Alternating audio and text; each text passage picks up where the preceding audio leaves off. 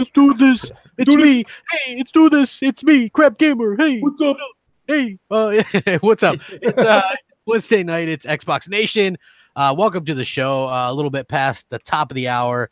Brand new episode. Great topics tonight. Actually, thankfully, a lot of stuff happens to break as far as the gaming industry is concerned on Wednesday and like Tuesday night. So there's a lot of fresh stuff to talk about.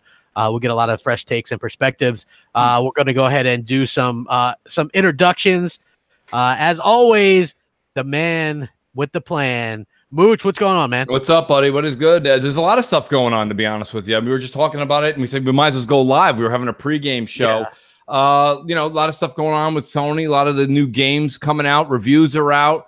Things are coming up in the next, 2 to 3 weeks. They're going to keep gamers busy all the way till Christmas. So there's a ton of shit to talk about, buddy. Looking forward to it. Yeah, it's gonna be a good show. We also got the Salt King, which I like your new avatar, the Burger King Salt King.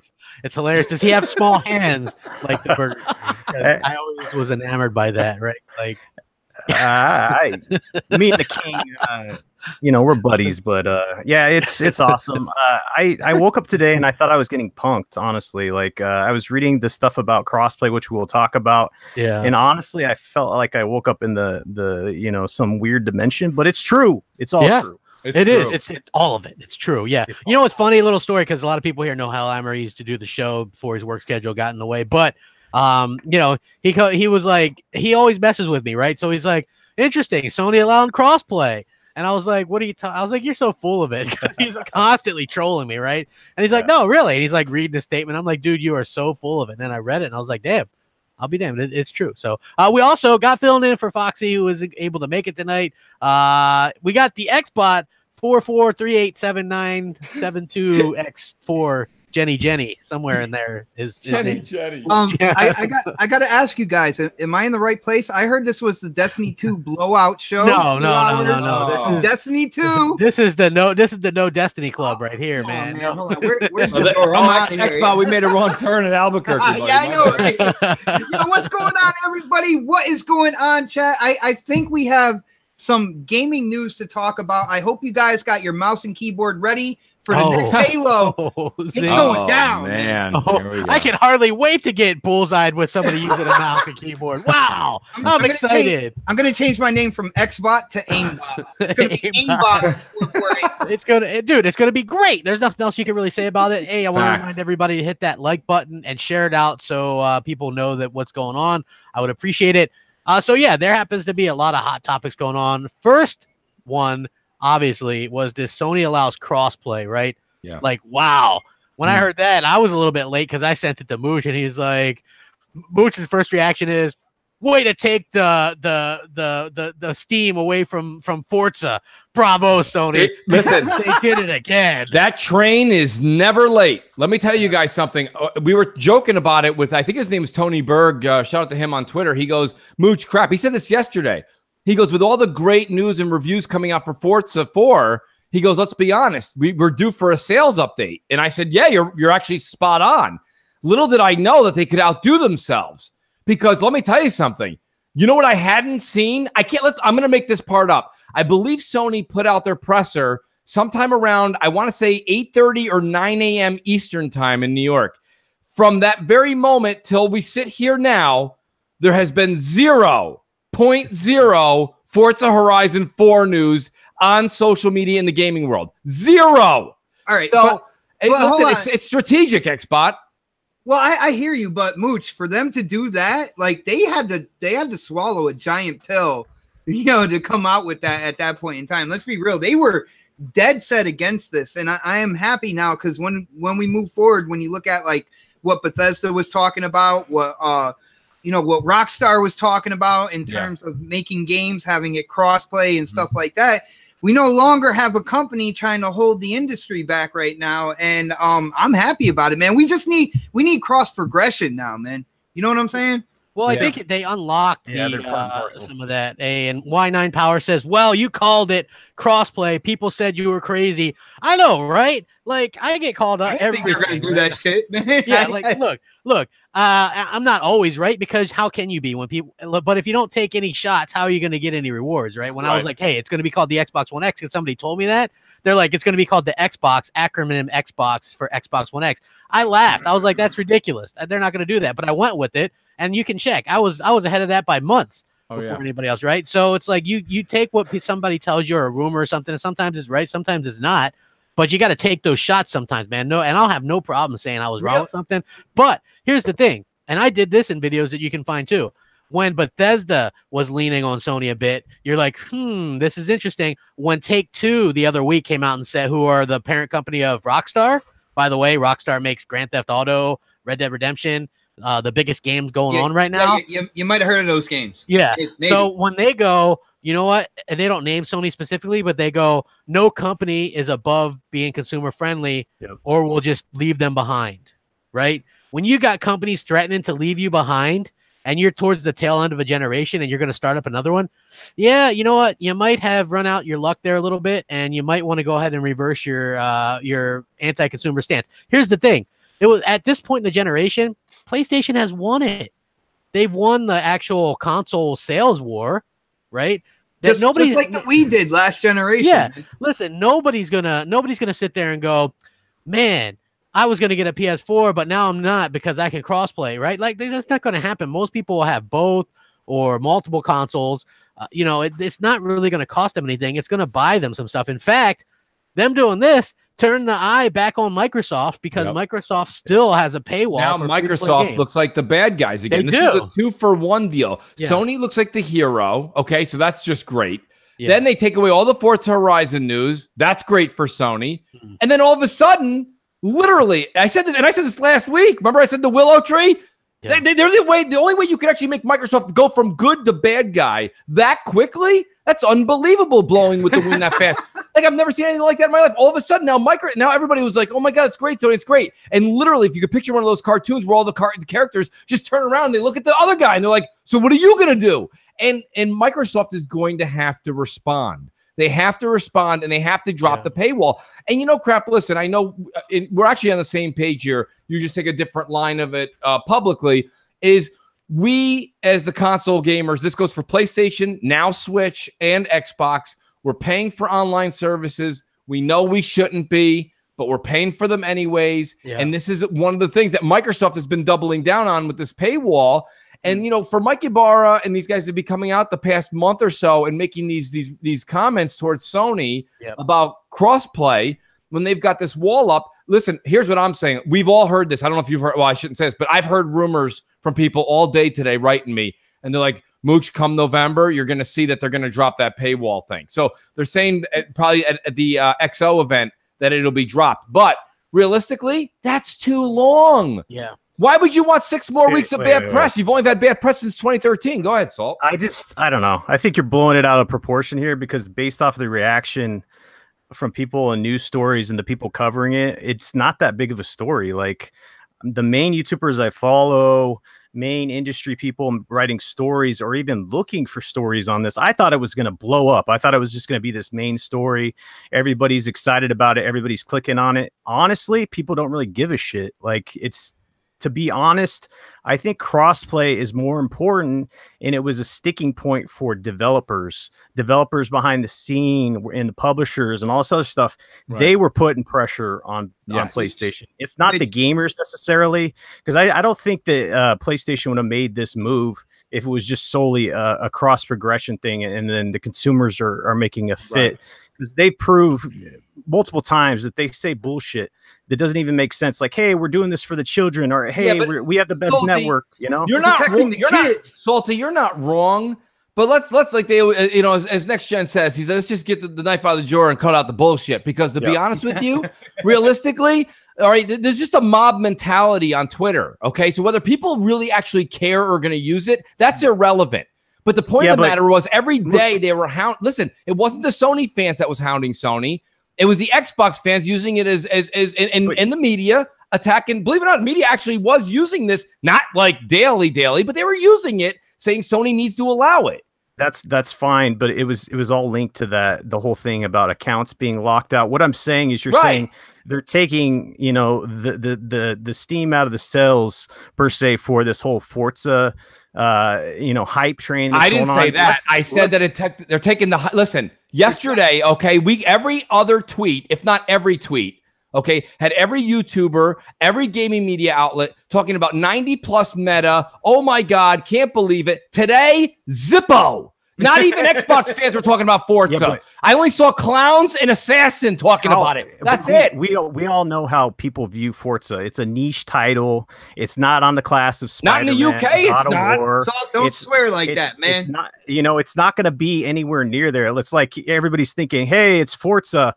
People are going to be talking about this like they were talking about God of War, or Spider-Man. This is all they got. Listen, I'm not saying that. No, and those words never came out of my mouth. What I'm saying to you is Forza is all Microsoft had in 2018.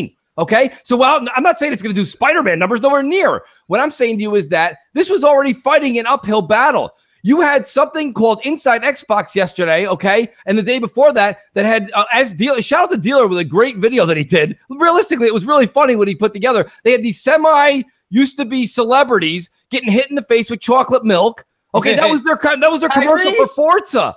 Right. So my whole point of the matter is that you've got a half-assed marketing crew going for Forza. All you really had was the grassroots that they rely on. And then the minute we're picking up momentum and we're about to hit 88 miles an hour and go back to 1955, they took it away from us. That's what I'm trying to say to you. So all I'm saying is they know what they're doing. They know what they're doing. Guys, I got a question. I think Forza would have burned out no matter what. I think it had its play, got the reviews. It's a story. It dies out. Not that many people care about Forza. I'm sorry. It's a niche market. It's a racer. It might be important for the Xbox community because it scored in the 90s, and they're like, Metacritic sucks. Metacritic sucks, and I'll block you if you use it. Oh, Metacritic, they give it a 92.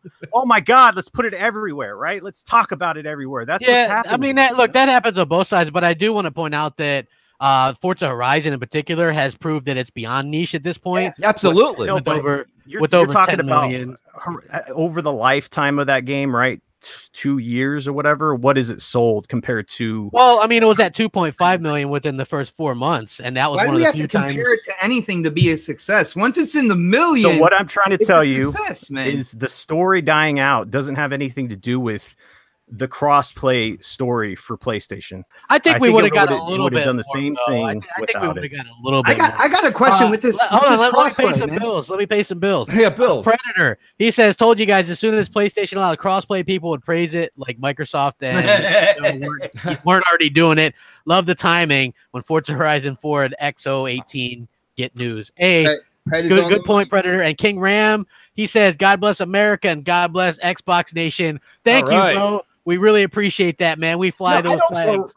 Real quick. I want to tell you guys, I'm going to tell my opinion no matter what, right? Oh, yeah. All the people in the chat, like you're saying that I'm salty, that's cool. I'm just kidding. He really is. I'm not going to kiss asses. I'm not going to tell you what you want to hear. That's never going to happen with me. So if you're offended by it because you're an Xbox person, you want to be like, oh, Forza is something that it's not. It's not. I'm sorry. It's not God of War. It's not 100%. It's not. But I do think that the Horizon series in particular is one that people outside of Xbox want too. It caters to a broader audience. You can see it taking over as the racing game on Xbox. You're looking at over 10 million on Forza Horizon 3. You look at Forza Horizon 4. They broadened it even more to the point where it's probably going to do better than its predecessor. Yeah. But when it comes to this crossplay, I got a question, because they said they put this in beta for like Fortnite, right? Yes. Dude, the devs accidentally just flicked the switch. When it came to Fortnite, and they allowed crossplay just like that. Fortnite is still a beta. What the hell they need a beta for? I consider that have to hit a switch. I consider that part of the name now. I'm like, everybody, let's gather around, play a little Fortnite beta tonight. You guys up for it? No? Yeah. Like, that's just what it is. I mean, there's no reason to call it that anymore. It's a games as a service, so it's ever evolving. I don't know why they do that. And Salt has the right to say what he wants to say. I don't think he's necessarily wrong in what he's what he's trying. My point was this. I don't know. Now I'm really going to date myself. Revenge of the Nerds, at the end, they had like this big event that was going on, and everybody was checking out the alpha betas. Like, everybody's over there. That's Microsoft right now. They're like, this is hysterical. All of a sudden, hey, fireworks go off and everything, and everyone runs over, and they're like, oh my God. What I'm saying is that we had massive memento going into this week, and the launch hasn't happened yet. Yeah. The 4-day prior Ultimate Edition comes out for people on September 28th. The actual launch of the game is October 2nd. And now you go into the weekend, right? You're going to go into the weekend and you're going to have all these people on the West Coast affiliates in the gaming news being like, well, you know what's really crazy? Like Andrea Renee, she woke up today at 1 o'clock Eastern time, okay? Over in California, I don't know what that is, 11, 10. She wakes up, she's like, well, this is big news. That's what she wrote. And then she puts the whole PlayStation thing. And you know that Greg Miller's going to talk about it for the next 3 days. You know that what do you call it there? IGN's going to talk about it for the next 3 days. Hey, so it becomes a thing. And I was looking forward to this week being some real fun, positive Forza news. Because let's say one thing, what Salty's saying, regardless of what I'm saying, Microsoft needed these 3 days of press. So, Mooch, I think what compounds this problem, and I did a story about it, was actually kind of shocking. But every time I go to Metacritic, I'm going to say Metacritic, and it's going to trigger like 40% of the people in chat. I'm already triggered. Oh, fuck, Metacritic. What? You can't use that. It's like, well, it's a basis. You can use it or you can't. I looked at Metacritic. And I'm like, okay, what game scored in the 90s? It's like, well, I look at it, and then I look at it. It's like Forza Horizon 3 was 2 years ago, and that was like a 91. Then you go down further on the list, and it's like Ori. It's just been a lack of, true quality first-party titles. We all know that.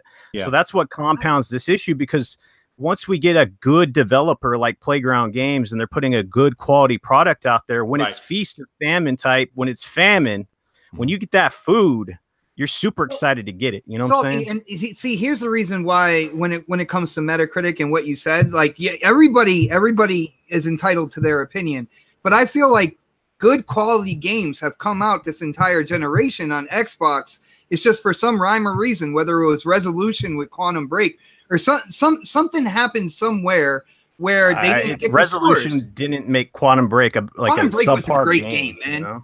I didn't like it.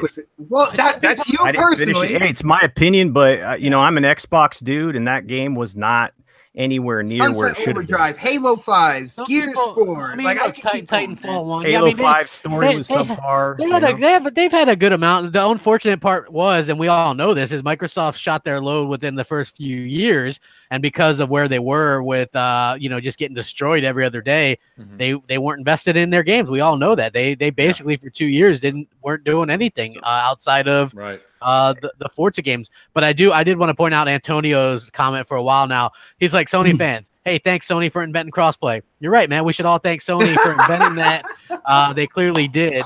It's Rand said something interesting in the chat, which makes sense. Season 6 is starting. Yeah, I know. I read that earlier today. And that is why they want to get us jump on it. But let me tell you something. When you're winning 89 million consoles to 38 million consoles, getting a jump start on where the majority of players are playing anyway isn't holding water. I thought this was all time shits about Forza, dude. Honestly. Oh, come on, Salt. Come on. If you've been doing this as long as I've been doing this, every time we have anything over 85, it's sales or they release a new console, the 500 million editions come. They always have something crap. You know that. We've been saying that for years. Yeah. Every single time Xbox has a little bit of momentum, here comes a big Sony boot and knocks them right off the hill. Yo, Forza Horizon 4.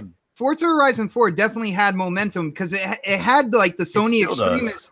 So the Sony extremists started going back into their bag of tricks with like, oh, well, you don't have any true exclusives anyway. It's coming to PC. Like when they pull that card out of the bag, that means that they don't have anything else.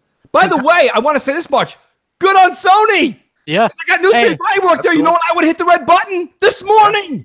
Yeah. I would have been like, launch that mofo. Let's do this. Well, here's the thing. We do know that they like racing games could be a sore spot with Sony for the simple fact that they haven't really had anything worth writing home about.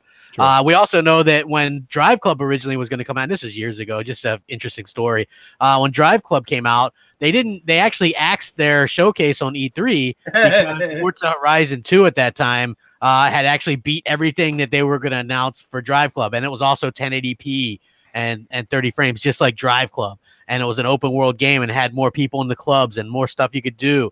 And so Sony pulled it. So I think, like, I do think that they do care a little bit about Forza. It probably is a bit of a sore spot, because if you look at one thing that Sony fans have been most upset about, it's the scores of Forza Horizon and the fact that they don't have anything like it. Let's just be honest. The Forza games have been head and shoulders above every other racing game this entire generation. I've never seen, like, usually you get some decent racing games from other companies. There hasn't been much anything. Everything handles like crap. It's bad. It is. It's just really, really bad. Even Forza. Yeah, even the arcade games, the Need for Speeds, have been really bad. Yeah, you know what I mean? So yeah, they've been pretty bad. But I do think that, you know, it's smart for Sony to do this. We knew. I don't think it was probably a combination of things. Maybe they had some flagging sales, or, you know, everybody going, I'm going to switch. Like, people saying I'm going to switch, you know, could have ramifications. And then you had, like I said, the bigger developers like and publishers like Take-Two, Bethesda saying, hey, you know what? You're not bigger than the industry. And if you think you are, you know, so long, you know. So I think that could have something to do with it as well. Hey, hit that like button, guys. We appreciate you guys coming out, over almost 600 people. Yo, Crap, I did want to say, like, we kind of brushed it off, but I agree with Mooch, and I think, Crap, you said this as well. You know, now the ball is back in Xbox's court when it comes to the paywall thing, and I feel like they really need to drop it on the free to play games, because let's be honest here, Xbox platform, they have multiplayer in just about every, you know, first party game, everything like that. When you have an Xbox, you're going to play multiplayer online. So when it comes to that, why not make the free to play games? Why not take them out of that paywall? I mean, people are still going to buy the live to play like the Halo, Forza Online, and all those other games that Xbox has. You know what I'm saying? Hey, Failed Pyromancer, thanks. He says, happy about Forza, can't wait to try it off Game Pass. I'm hyped about crossplay, only trolls bring up That's scores. the way I'm playing it, Game Pass, buddy. Let's just play games. Hey, man, I don't mind the scores either way, man. If something's good, it's good. I think that Metacritic is a good way to get an average, but I do think that maybe there's a medium where you throw out the two bottom scores, the two top scores, and just see where it goes. You know what I mean? Like, I think the way that they do it, you always get those, and this isn't just an Xbox thing. I think it happens to all the companies where you get those sites that just want to drive people there. And the best way to do that, and it's not that hard to get in Metacritic. Like, who was that one pro Xbox site that we used to go to, Mooch, and that Jez started? ICXM? Yeah, ICXM. I forget what the hell that was. Xbox Mad? Xbox Mad, yes. And they started that, and they were in Metacritic, right? So it doesn't really take much. And so you could be a smaller outlet. I'm not saying they did that. I'm just saying that you could be a smaller outlet and then just go tank somebody because people want to go be outraged at your score. You know what I mean? Right. So I think that's a possibility, because I can remember Forza Horizon 3 got a couple, like a 2 out of 10 or something. Meta, for the most part, seemingly works. What they should do to refine it is make it more like kind of like the Oscars, something like the Academy, where there has to be, like, when you go to a hotel, right? When you go to Mooch and Crap's hotel, I got news for you. You're in trouble. You're not even getting breakfast. But hear me out. The reason you go to these nice places, in the Holiday Inn Express, in these places, they'll get even up a 3.5, 4, or 5 star, depending on where you go, the bigger ones. You know that they've passed a certain rating. They have certain bedside manner. They have certain breakfast. They have certain accommodations. They have certain this and that. They have to meet to get that 3, 4, 5 star ranking. In order to be in Meta, okay, like what Crap was just saying, the criteria is too low. It's 10,000 followers on Twitter or something like that. And there's people who just pick up a new iPhone, walk outside the Apple Store, throw it on the ground, and have that many followers, because people are like, I can't wait to watch that one. Like, I think if I started a site with my followers, and I think once you hit like 1 million views on there or whatever, like, you can be qualified for Metacritic. That's my point. Like, it needs to be, you know, much higher, so you're getting people that you are qualified within the industry. Now, you may not agree with their opinion. That's fine.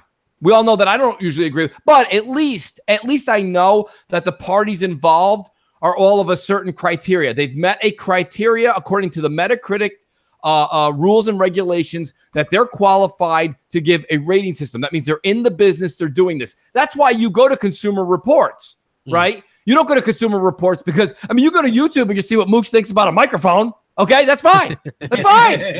But like, when you go to Consumer Reports, you're getting all kinds of tech specs and this and that, and you trust them because they have a certification and credentials.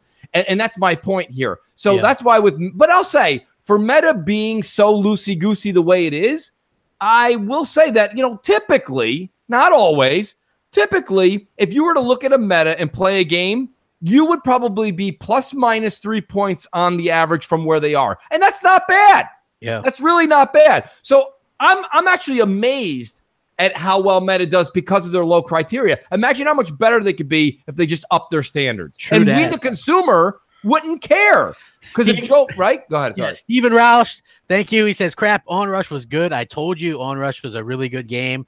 Let's see. Tachyon17 says, the fact is that if you're a true gamer, then you know that the Metacritic score doesn't and shouldn't matter. It has ruined many games' potential sales. You're not wrong there, my friend. Sir X-Man says, see, crap, I thought about you, and they say we don't have good games. Exactly, Sir X-Man. Look, man, I'm getting all the love tonight, man. I feel good, man, especially since I've been under the weather all week, man. I really do appreciate it. What do you guys think about that? Like, do you think Metacritic has actually ruined people's potential for buying games? Like, here's the thing, and this isn't just an Xbox fanboy or a PlayStation fanboy or Nintendo. Like, you'll see all the groups of fanboys tank the user ratings of Metacritic, right? Right. Like, oh my, I'm gonna sit there and at 12:01 when this goes live, I'm gonna put 0 and say the game sucks. That'll show them. I mean, I don't think Metacritic has tanked anything for anybody. No, I think if you look at it from a movie standpoint, like people go to like Rotten Tomatoes or even Metacritic, I think it has something for movies as well. But if you have half of a brain, you could look at like the comments from people you trust or, sites that you trust and then kind of take their scores and then look at it that way. It's just kind of a baseline to go off of. It's not something that you would base your entire purchase off of necessarily, Well, there's a million Let's Plays of every game you want 3, 4, 5 days before it comes out. I mean, you can mute the television and let your eyes be the judge. You don't have to do that anymore. It's not like it was back in the 90s and early 2000s where you went and you waited in line, you bought the game, you're like, I hope this is good. You know what I mean? Like, you know what it is. I think this generation has spoiled, it turned Metacritic into spoiled milk, in my opinion. Like, I got to agree with Salty here. You got to go out there on YouTube, find people that do reviews that have kind of like a similar stance to you in terms of games that you like and see that they like them as well, and kind of go with those reviews as a part of maybe your process in buying a game. But I feel like Metacritic with this generation and what has gone on and how so many games got lower scores for stupid shit for no reason. Some of them, it was just the fact that they were on Xbox and that was it. I feel like this generation has completely soured Metacritic. There's a buddy of mine that works with me. He's got a PS4. He hadn't gotten his Spider-Man yet. And if I said Metacritic, he'd say, God bless you. Yeah. A lot of people. He has no idea what that is. You know what he said? He just said to me, hey, I heard you talking about Spider-Man. I go, yeah. He goes, how is it? I didn't have to give him a number at all. I just said, great. And he went and bought it like 10 minutes later. I mean, seriously, he did it. Really, it doesn't matter if it's I'll take it one step further, Xbot. It's not even your favorite YouTuber or your favorite gaming media location. It's legitimately even a person that you just hang out with that has the same console as you, and they tell you that they dig it. They're probably going to buy it. Yeah, I was that guy. My friends, they'll all come to me. Oh, did you play this game? What do you think? And I broke it down to them like that. It's one of the reasons why I got on YouTube. They're like, man, you should let other people know, what you think about games and stuff like that. Help other people out there out. But yeah, that's who I was in like my group of friends, man. They always came to me to ask about the games. Hey, you know what? Here's the thing. I've never let Metacritic stop me from liking a game. Like if I went by Metacritic, I wouldn't have liked Rise Son of Rome. Now it had problems, but it was a very enjoyable game for me, right? I'm sure there's other games that other people were able to enjoy that had really bad Metacritic. Sunset Overdrive. Sunset Overdrive's at 81, I think, or 83. That's not bad. That's really good. Yeah, that was, I think it's 83. I'm not 100% sure. Yeah, it's 81, 83. It's somewhere in between there. And like you had to like that certain type of game, So I do think that people kind of let it get overblown. Like I would never let that interfere with what I'm going to do. Now, like with a DC movie, right? Right away it's going to be bad. You don't even got to wait for the Metacritic. You're just like, whoa, what do they got going on here? Oh, you got this guy wearing this weird clown makeup. That's probably going to be a bad movie. I mean, I know Salty probably doesn't agree because he was a big fan of that reveal, but I think I could piggyback off of what you're saying though. Like, yeah. what was it, The Last Jedi? I thought that was just a horrible movie. But Yeah, that movie. movie. Yeah, if you would have went off what the critics say, they said it was like the best thing since sliced bread. It was the best thing since The Empire Strikes Back. Right. So it's just like it had a better Metacritic, and it sits at 85 on I think Metacritic. Yeah, the Metascore is 85. So yeah, like and you would, because everything's like better than Empire Strikes Back, which, believe it or not, Empire Strikes Back scored poor. Yeah, when it originally got reviewed. So it's like not till later. And it's like, for me, and I know this gets a lot of hate, as a prequel fan, I'm a huge prequel fan. Like, I didn't even really like Star Wars until I saw episode 1 in the theaters. Like, that to me was what got me hooked on Star Wars. Now people go back and look at Star Wars, at those prequels, and goes, you know what?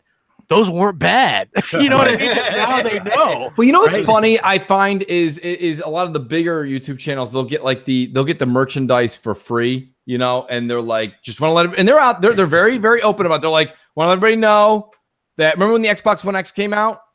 Everyone that was like had 300,000 subscribers or more got an Xbox One X. If you rhymed the word game, they sent you one. And so they got it. And they're like, just want to let you know, we're going to be completely honest. Everyone's like, I love it. I love it. It's great. It's great. I love it. And then the very next day, they're like, we're going to be playing The Witcher 3 on the PS4. Please stay tuned after these commercial messages. And you're like, what the fuck? What happened to great? So, like, you know, that's what kind of Salty was saying with the whole, like, Star Wars thing. It's like, you went to go listen to it, and everybody said it was the greatest thing in the world. Like, it's better than last one. It's better than the one you just saw. Have you ever seen Star Wars? It's just better. And you're like, holy shit, I got to go see this. And it's the same thing here. You know, this is the thing I don't understand. And I get it. They give these people the free content. But when you give somebody a free game, that's why I truly enjoy a few people that do reviews, because I've seen people get a free review and then they're like, this game was horrible. And I'm like, I like him.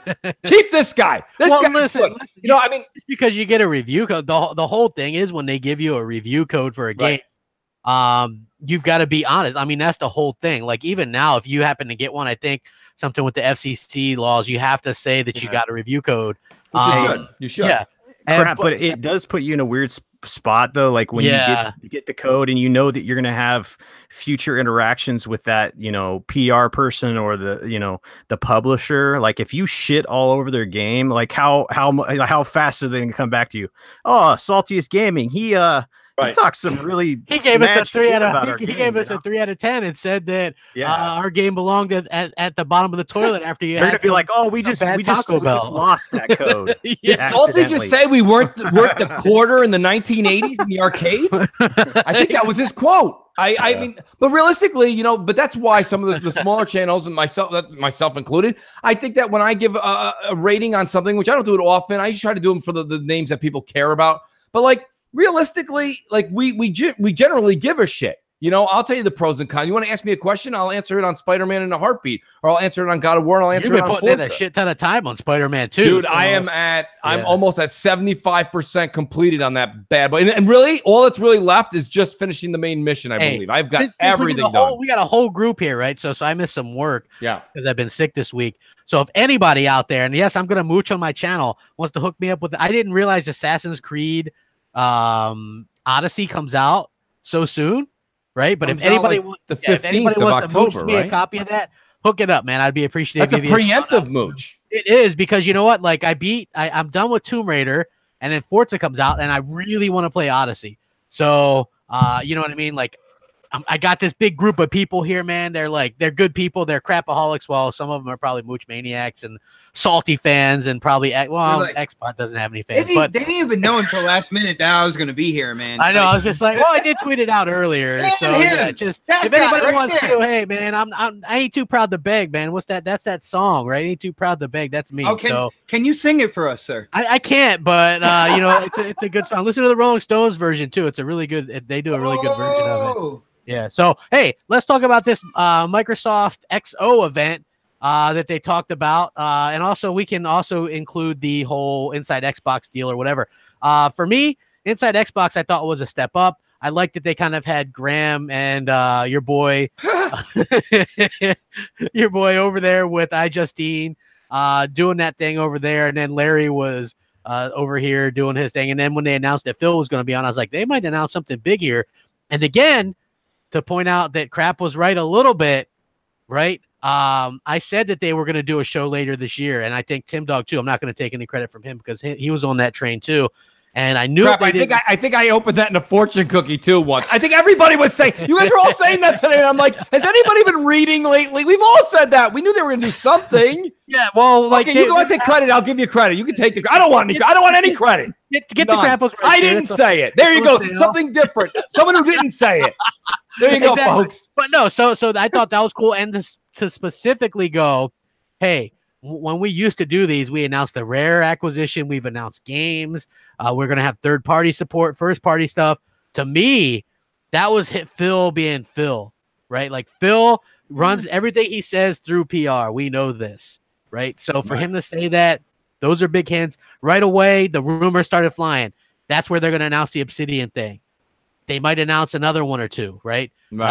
Possibly the who's the Cuphead studio, MDHR or whatever they are, right? Because they want a mid to large size studio and then a smaller size studio still. So that has a lot of people talking. That would be significant, right?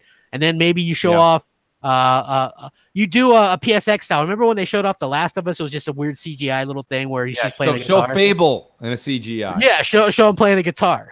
You know? Yeah. Show the Fable character picking an apple off the Eden tree. I don't know. Do something. Yes. Hey, let me shout out Yobi Dren, huge supporter in the industry. I think this guy shows up to everybody and donates and supports everybody's channels.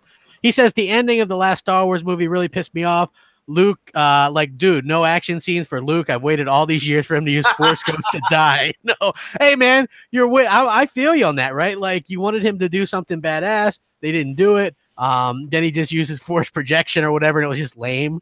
Plus, like, I could get into this rant a million times, but I refuse. Like, I'm not one of those toxic Star Wars fans. I like Star Wars as a whole, but that's just my least favorite. But I don't watch it ever.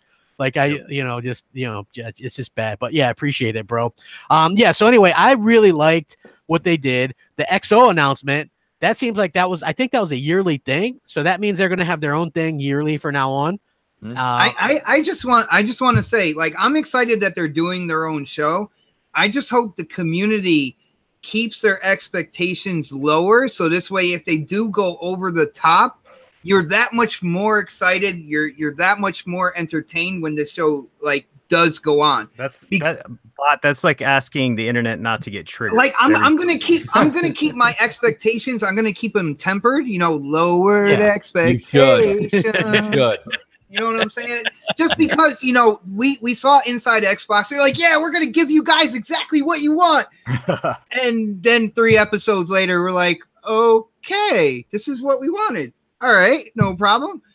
So this is what, I want to see what they're doing with the show, but I'm not going to go out there and be like, yo, they're going to show this and we're going to see this. And all of a sudden the roof's going to blow up, man. There's going to be confetti everywhere. Like, I'm not going to do that this time. Right. I'm going to stay nice and calm and see exactly what they show. Yeah.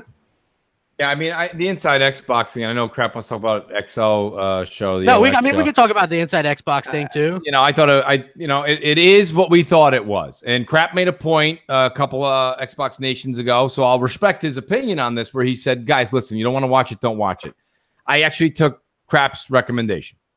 I didn't watch it. I watched bits and pieces of the highlight stuff. I did. I did, but I didn't. It was kind of like the same, but different, but still the same. I realistically, look, Fredo was there. You said he did a better job. I thought that was probably the worst performance yet by AC Bongos. They literally had him taking selfies outside. So not only did they send him across the pond, but then they sent him out of the studio over there to go take pictures with Rubenstein out in front of a car that had Xbox codes on it. Crap, the only thing left is if literally they just flew him to our house and he hung out with us on the couch while we did an MNC evenings. There's nothing left for AC Bongos to do. Let's just be honest. Hey, man, come on, man. AC did a great job. He was out there. AC's my boy. Yeah, AC was doing great. He was interviewing people and with the loud cars in the background. Yeah, he was interviewing the head of Playground with the loud cars. Yeah, that was awesome. Like, that was really great. Yeah, listen. Here's the thing, though, Mooch. I'm a big Forza Horizon fan. I I'm one of those people that look forward to that every other year. I'll be honest with you. I'm playing it now. It's very good. It's very good. Yeah, you mooched that. You mooched the hell out of that guy. I sure as hell did. Yeah, you did. I mooched the hell out of it. You mooched. Hey, he managed to mooch that from a crapaholic, no less, right? I did. You get it? But a big old crapaholic, I'm not mentioning who, was like, here you go, mooch, the ultimate edition. And sometimes it never hurts to ask. Crap. I hear you. That's why I asked for Assassin's Creed. Man, it's been a rough week. Yes. So like, damn, I ain't gonna be able to get that unless somebody helps me out. So yeah, anyway, I liked what they did. I thought the addition of iJustine was great. She was great. Of course she was great. I thought she did fine. I liked what they were showing off. I liked the Phil segment at the end. It's still too long. I mean, maybe it wasn't. It was only an hour. They went over on the Forza Horizon. I thought it was an hour and a half, hour and 20 minutes. Yeah, was it not? It might have been. I could have been wrong. I mean, Salty, you did a live stream. What was that? Yeah. Was it over an hour? I thought it was over an hour. Yeah, it was over an hour. It felt longer than that because it did. It felt like 2 hours. Some of the developers they get on there, I forgot what game it was. There was a guy on there that was so monotone and so boring. I was like, get this guy off. Was it HoloLand or something? It was something, dude. I was like, oh my god. The little creature with the white face with the horns. Like, yeah. It was that one. I was like, you're actually getting people to not want to buy this game. Hollow Knight, dude. So yeah, I think they did a great job with this episode. I think they gave a map, they sent that picture out. Hey, this is what we're talking about. I had like boxes or whatever. And there's like a question mark there. And then you knew Phil Spencer was going to be there. He was tweeting. I thought they had done that in the past. So I'd seen that before, the coming up thing. They had that before. Here's the thing. Listen, I'll give you this much. I thought the flow of the show, like I said, I didn't watch it like glued to it. Because first of all, it was on when majority of us are at work.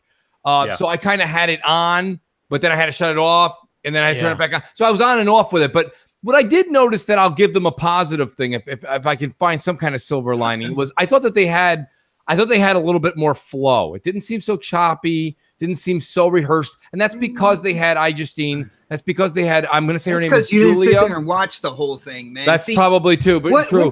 They kept going back to Forza Horizon 4, and I get that they really want to show that game off, and it was a commercial for Forza, but they kept going back to it. I sat there and I watched the whole thing because, like I said this off the air, I turned into Twitter Tom because he wanted to win Forza Horizon. Yeah, I won State of Decay last time, so I was like, dude, I am going in on Inside Xbox. I didn't even do a live stream or anything. I do think it's cool that they do give you stuff if you watch on Mixer or whatever. Like you'll get stuff for that. Like you'll get Forza suits or whatever, something like that. So I thought that was pretty damn cool. I like the Phil stuff. That was what I was waiting for. So after Phil got done, I turned it off.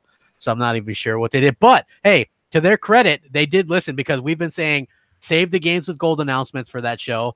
Save the Game Pass games announcements. They really should have saved some backwards compatibility for that as well. Like that'd be perfect. You know what I mean? Like what the hell happened to our 360 enhanced games? They were doing that. Where's our original Xbox games? It's been a while for that.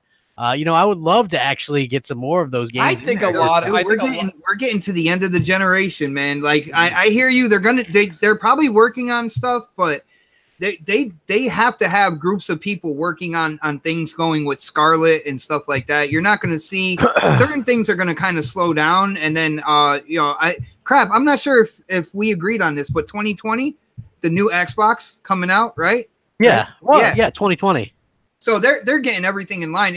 In terms of like production and business and stuff like that, this is like really close to the finish line when it comes to doing stuff Xbox One and like orientated and focused and stuff like that. Of course, we know about forwards and backwards compatibility, but there's certain areas that are going to slow down, and that's probably one of them, man.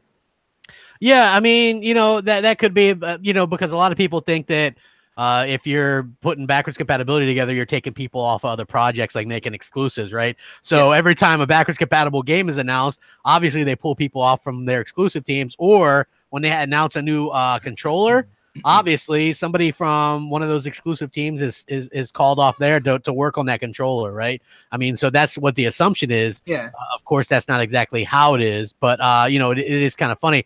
What they did announce was the keyboard and mouse support. Oh, yeah.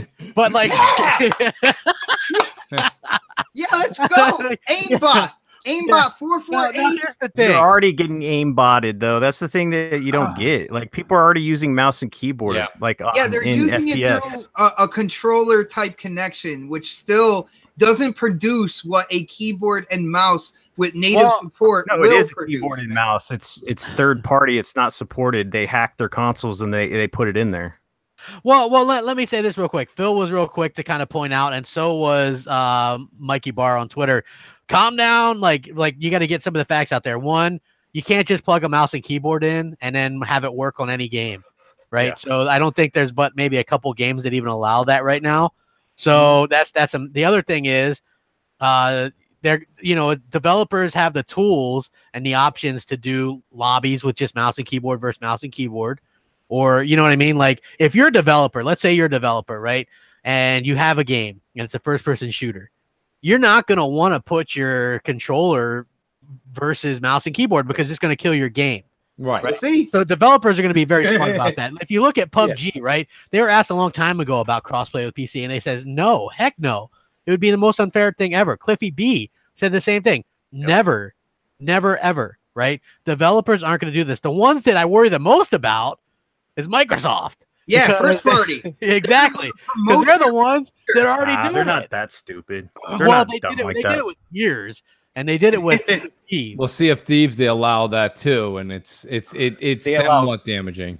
Yeah. Here's the deal. I think the bigger picture for this with Microsoft is games that weren't accessible on console before, games that have mouse and keyboard support on the other side coming over. So that's the bigger picture. Yeah, I think he's right. You know, there's that big a lot of the RTS games that now become you expand your gaming library when you allow keyboard mouse and allow the developer to create the game with that in mind, right? So it's not like it's what crap says. There's something there. There's something solid there. We don't know what Microsoft is going to do. Like, I'll give Phil, credit. He deserves credit for what he's done at Xbox. But when we look at it, Phil, Mikey Barra, they're like these guys. They're PC gamers that also play on Xbox. Let's be real here. Yeah. And they've added features, and they're like, well, I don't see what's wrong. Let's like throw everybody together. Yeah, no problem. And it's like, dude, like there is an issue there. There is an advantage. The Xbox is PC and the PC is Xbox. Yeah. That's a mantra they have in their meetings. There's no way that you can deny that. They've made everything, the Xbox Live that we've become very familiar with. And then when you turn on your Xbox, that's all very much there for PC users to use, right? I mean, they've given them everything that they would need to feel like they're in the same ecosystem. And at this point, that was a big deal 2-3 years ago. Now you get numb to it. With everything with change, Xbox is PC and PC is Xbox. Finkel's Einhorn and Einhorn is Finkel. It's the way it is, folks. Yeah, but I still think like what you're gonna see is like with Halo Infinite. Like I know you're worried about that Xbox. I think that that's my biggest thing. I will bet you $1,000 that they don't have implementation of crossplay without you choosing so to play with PC players. I think you're right. If I was a bachelor without kids, I would take you up on that. Xbox. That is just idiotic to think that they would just blend them in because it's an esport. Like there's rules in that game. They can't screw over their most popular franchise and be like, hey, we're just gonna throw mouse and keyboard in there and you guys are gonna like it because they know the community. It's not going to be that way, dude. Sea of Thieves is an exploration game and all this other stuff. That's different. An FPS that's esports, it has rules.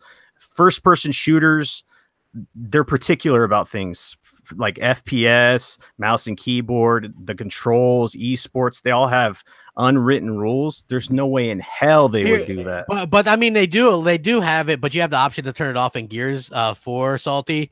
So, I mean, that's something that I didn't if you have the option to turn it, that's what Salty's saying. If you have the option to turn it off, then who cares? On you. Yeah, as long as they give you the option to turn it off, I'm 100% okay with it. Here's the thing, though. I can guarantee that they're going to allow the campaign on Halo.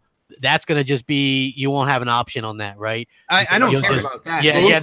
It's the multiplayer, man. Exactly. Now, the multiplayer, I think they have to really police that and not allow, I don't even think they should allow that as an option. Right? Like yeah, Gears? I don't even think they should. And I'll tell you what, like the few times that I played Gears against a PC player, they weren't great because that's not a great game for mouse and keyboard, I don't think. But once you could tell they always go after the sniper, right? And then you're kind of screwed at that point. You know what I mean? Like they'll always go after that or the Boltog or you know what I mean? Like, and they're like deadly with it. So I think with Halo, if you want to, they're investing in this new rebirth of Halo, right? Bringing it back to its roots. You want to put it on PC. I'm fine with that. But I would say don't do the multiplayer versus. I think that's opening Pandora's box that you'll never close. And it's just going to lead to bad things for the game. It'll make so many people on console pissed off, and that's going to happen. I'm sorry. They're implementing this for a reason. Yeah. They're going to give people the option. If they're dumb enough to click that or not know it's not clicked, then that's their fault. But they're going to give you an option to turn it on or off. It's kind of like crossplay, like on Fortnite. Why would you play with PC players? Well, that's your responsibility. If you don't want to play against PC players, don't play with PC players. You know what I'm saying? So it's kind of up to the consumer to know what they're doing. The few times I played Fortnite, Salty, I made sure I clicked off of crossplay. Yeah. I know Salty will be there tomorrow. You get wrecked, dude. Salt, I'm getting season 6. You are? Oh yeah, for sure. Come on, crap. I don't even know. Anybody that's ever seen my footage of me playing Fortnite, it's just me dancing the whole time because that's in my head. That's all crossplay is. Hey, 600 people watching. Hit that like button, man. We appreciate it. We're putting on a hell of a show for you guys. We got Showstopper. You know what? You guys, Showstopper has been back, man. He did beat GST. Unfortunately, I was sick on Sunday, so I had to leave early. I think he might be showing up this Saturday on Next. Oh, that'd be awesome. Yeah, man. Showstopper's back. Make sure you guys show him some love. He's doing videos again and hoof clickers. Ask him when you see him, tell him to do hoof clickers because he loves that. He loves that. So, like, Mooch, what about where are you on this whole keyboard and mouse support? You don't care? To me, it's kind of a never was. I mean, they're gonna give the option to shut it off. I happen to be like, I think Salty or Xbot. One of you guys said it just now. You guys are so positive, man. What's that? No, incredible. Xbot. There's nothing to be positive or negative about. If you walk into a room and you don't need the light on, you don't turn it on, Xbot. If you need it, you turn it on. You tell my kids that they're forever turning. Put a post-it on the TV. Whatever you got to do to remind them. Listen, I got news for you guys. It's really a never was. I said this. I'm building. I should have my rig built by the first week in October. If I want to go try something out on the PC, I'm actually gonna listen. Xbox is the one that promoted this thought in my head. And Crap's got one, and everyone's got a PC that's somewhat capable. Or look at even Tim. Shout out to Tim Dog. Tim Dog's grabbing an Alienware or something like that. My point being is that like they're the ones provoking this. If you really want, myself personally, I'm not coming home and playing on a keyboard pretty much ever. Does it mean I won't try it? I might try it for a half hour, but that couch with a 75-inch screen that I have in the family room, that's calling my name. Yeah. So I'm going to be playing on my Xbox in the future. But can't you just hook your PC up out there, start it up, and go up there, drag the keyboard and mouse to your coffee table? It'd be great. And have my power cord on the way over towards the entrance of the room, so it's like a tripwire. No, there's a lot of things I can do, but I don't want to do that. That's what people say that play on PC all the time. That doesn't really hold water with me personally, but realistically, it's really not a problem, Crap. It's a never was. If you want to play on keyboard and mouse, guess what? You can, and you will play with other keyboard and mouse folks. If you are a controller and a console gamer, don't sweat it. Realistically, Crap, our issue with Sea of Thieves wasn't the keyboard and mouse. Yeah, it was the crossplay. Yeah, it was the it was the crossplay. So those that don't know, me and Mooch and Clowns and Assassins, we're out having a good time, la di da di da, and then the ship comes up and we pop it full of like 100 shells. Oh my god, so many cannonballs. They've got holes all over and no water coming in anywhere. Then we're like, okay, well, let's get out of here.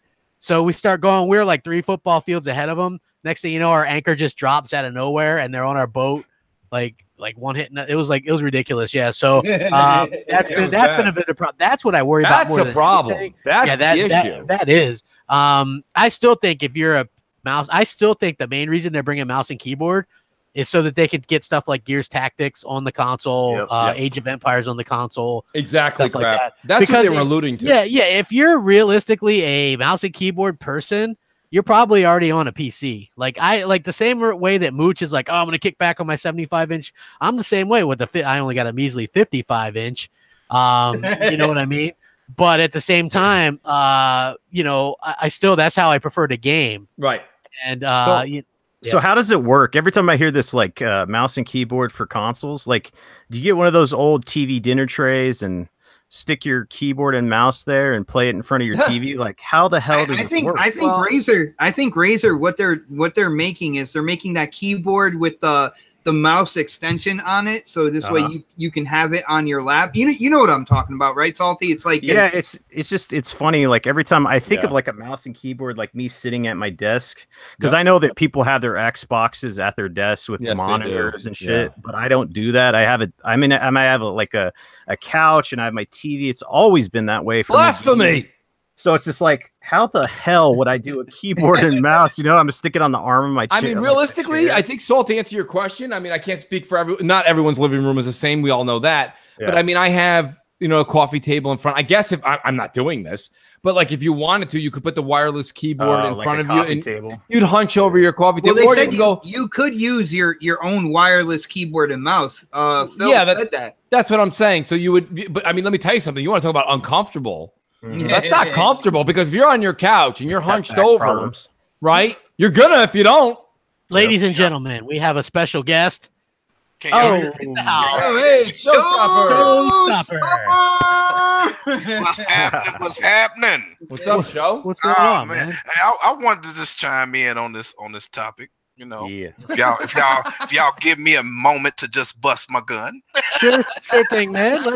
Let us know what you think, Showstopper. Oh, well, it's kind of like when I was saying before I had left. You know, I was trying to tell everybody they trying to bridge the gap between PC gamers and console gamers. Microsoft has been their whole plan. If you look at everything that they did, they put everybody on one what they consider platform, which is Windows 10. You know what I'm saying? Windows 10 is the platform. It simultaneously go across PC, consoles, tablets, everything. That's been their goal. So for the mouse and keyboard, that's just really an extension of what they're trying to do, of bridging the gap to bringing gamers together to how you want to play your games. You're going to be able to play it. You know, so I don't care if you like mouse and keyboard, you got that option. It's making it more like a PC. You know, like you're gonna have plenty of options. However, you want to game on a PC, you can game with a PC with a mouse and keyboard, you can game with a controller, but it's your option. You know, so it's good to have options, but they putting us right on the same playing field with PC gamers, and that's been their goal. And I hate when ponies sit here and say, like, you know, that it's a different platform. It's not a different platform no more. It's one and the same. Yeah. You know what I'm saying? Because the reason why it's one and the same is because we all on the same ecosystem.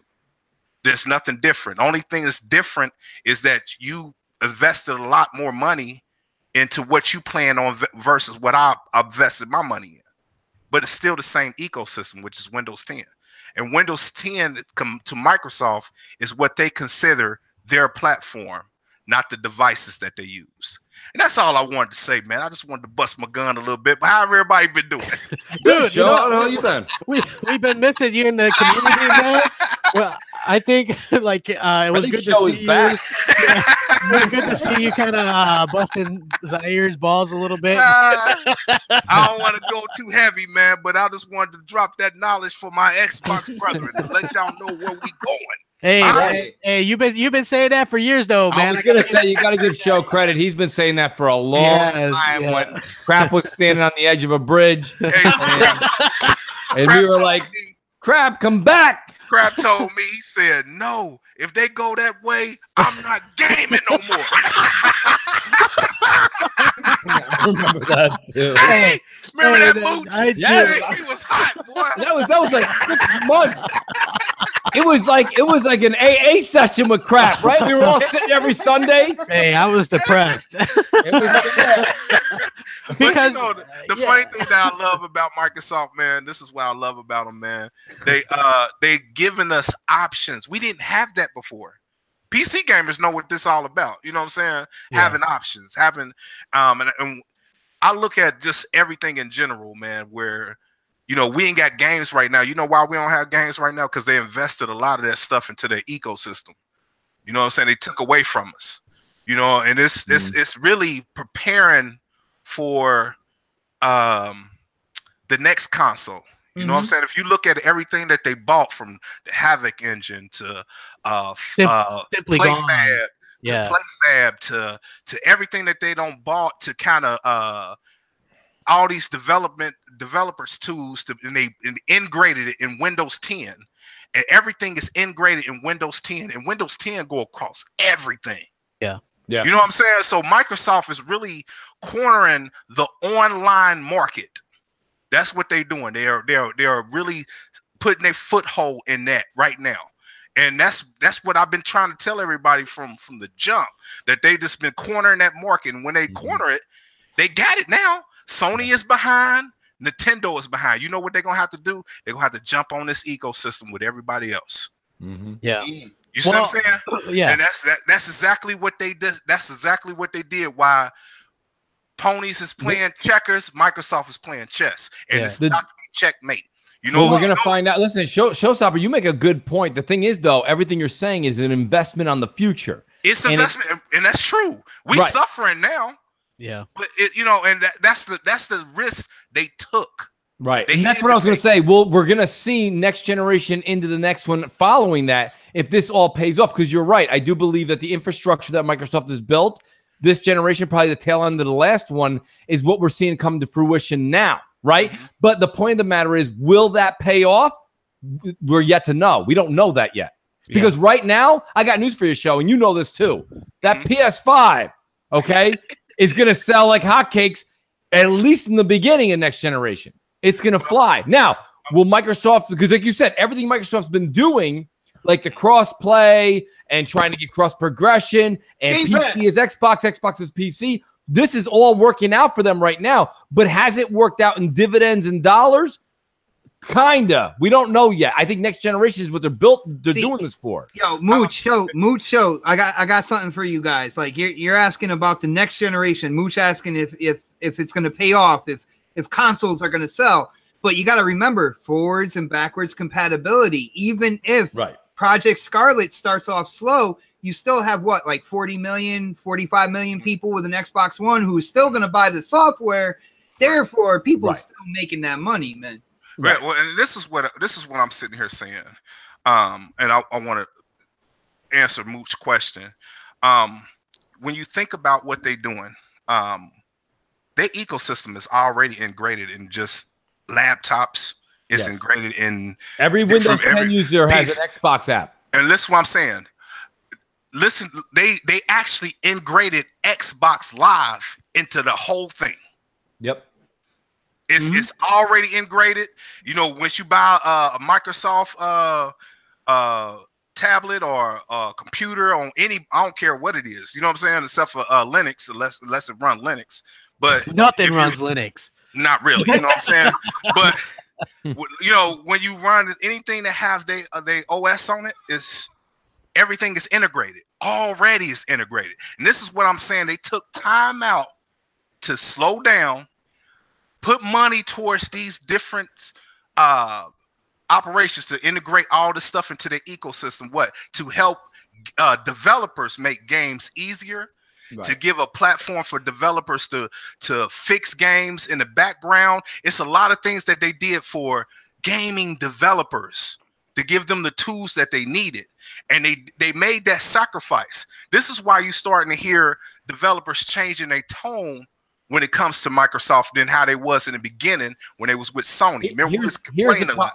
Here's my question though, and it really is a question because I don't know how to answer it. Yes, necessarily. But earlier in the show, we were talking about how when Xbox One X came, they sent one of the Xbox One X's to almost every YouTuber that has a major voice in the world. Okay, so they did everything from medium to high YouTubers. All the gaming networks got it. Everybody. Okay. They're doing, like you say, they're doing their due diligence. They're doing what they're supposed to do. They're very friendly to developers now. They're letting this and that happen. The problem is, the gamers and the users, the day after they open that box, and they're like, thank you so much, Microsoft. Thank you for sending me this. I really, really love it.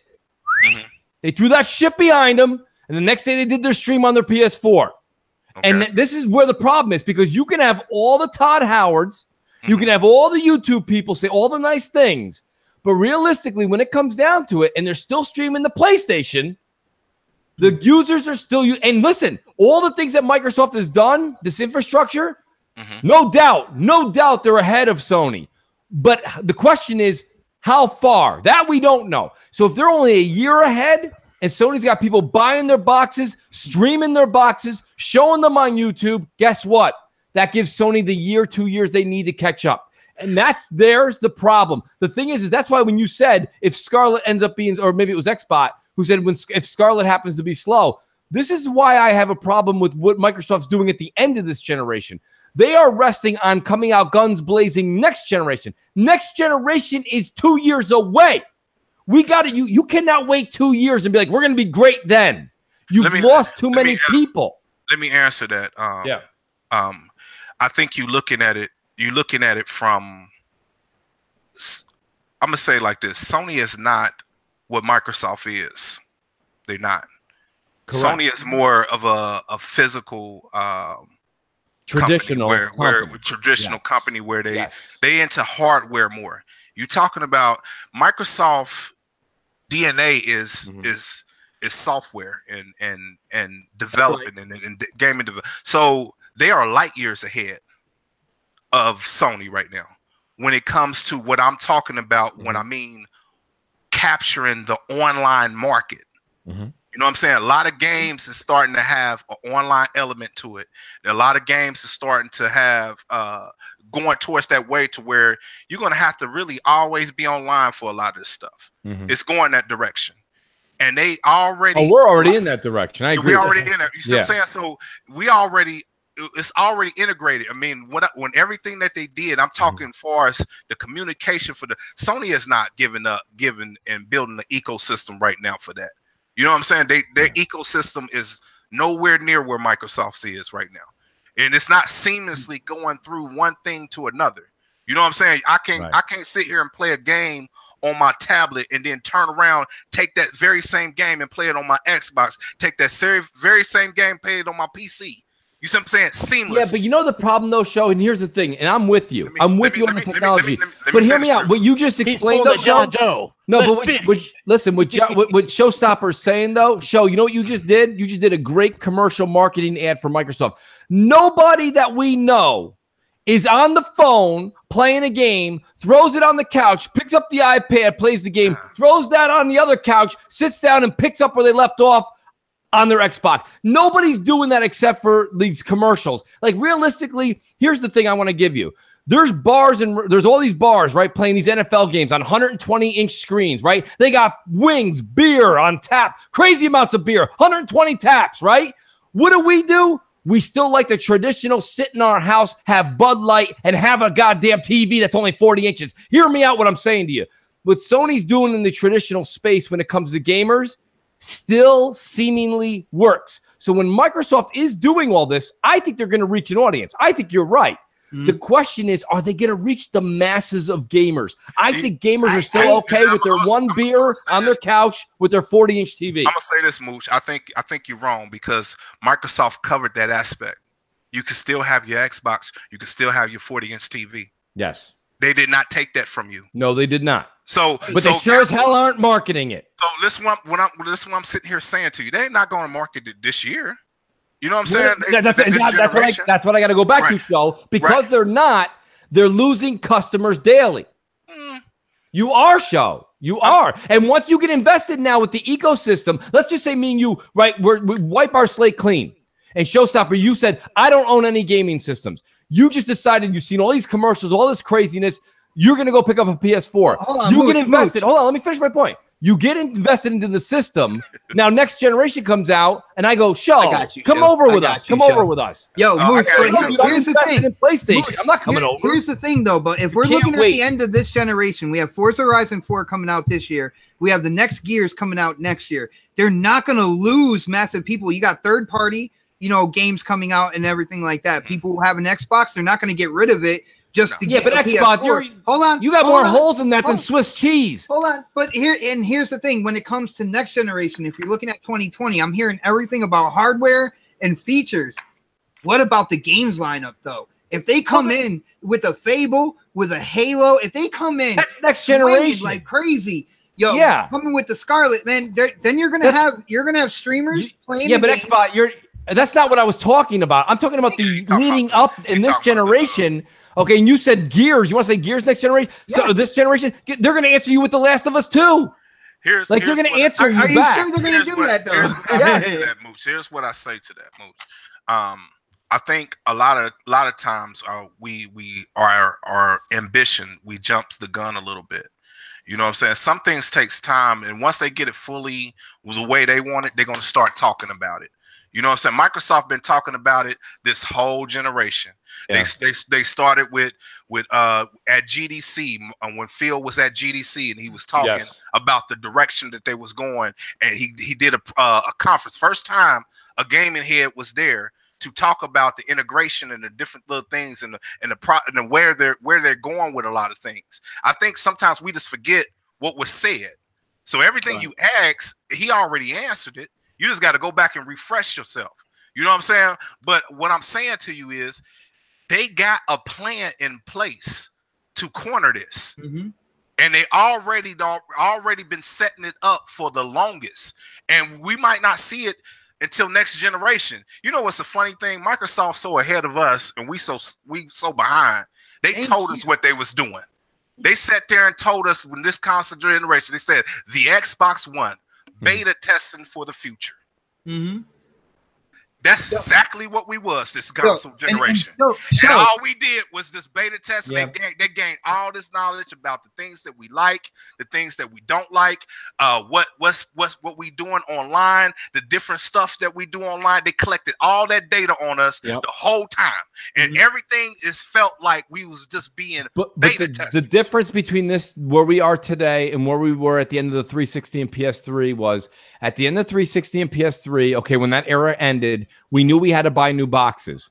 What I'm saying to you now, Show, is if you're at a 100 million to 45 million differential, we just said, Xbox just said it himself.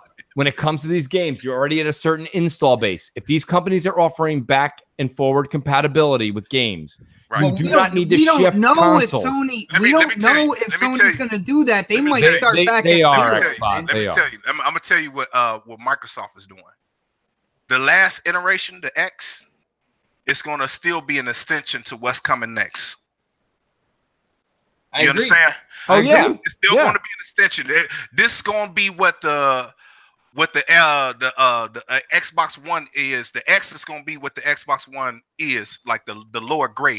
You know what I'm saying? Agree. The next generation, and we not being left behind. So you still gonna? No, you're not going to be left behind. You're not. But you're gonna. That's my point. So you're going to have 45 million strong on Xbox, and you're going to have 85 to 95 million on PlayStation 4. So they're not going to be left behind either. This is my point. No. This is what I'm saying to you. The people that's on PlayStation, have to buy a whole new console. Why? Reason why is because their ecosystem is not the same.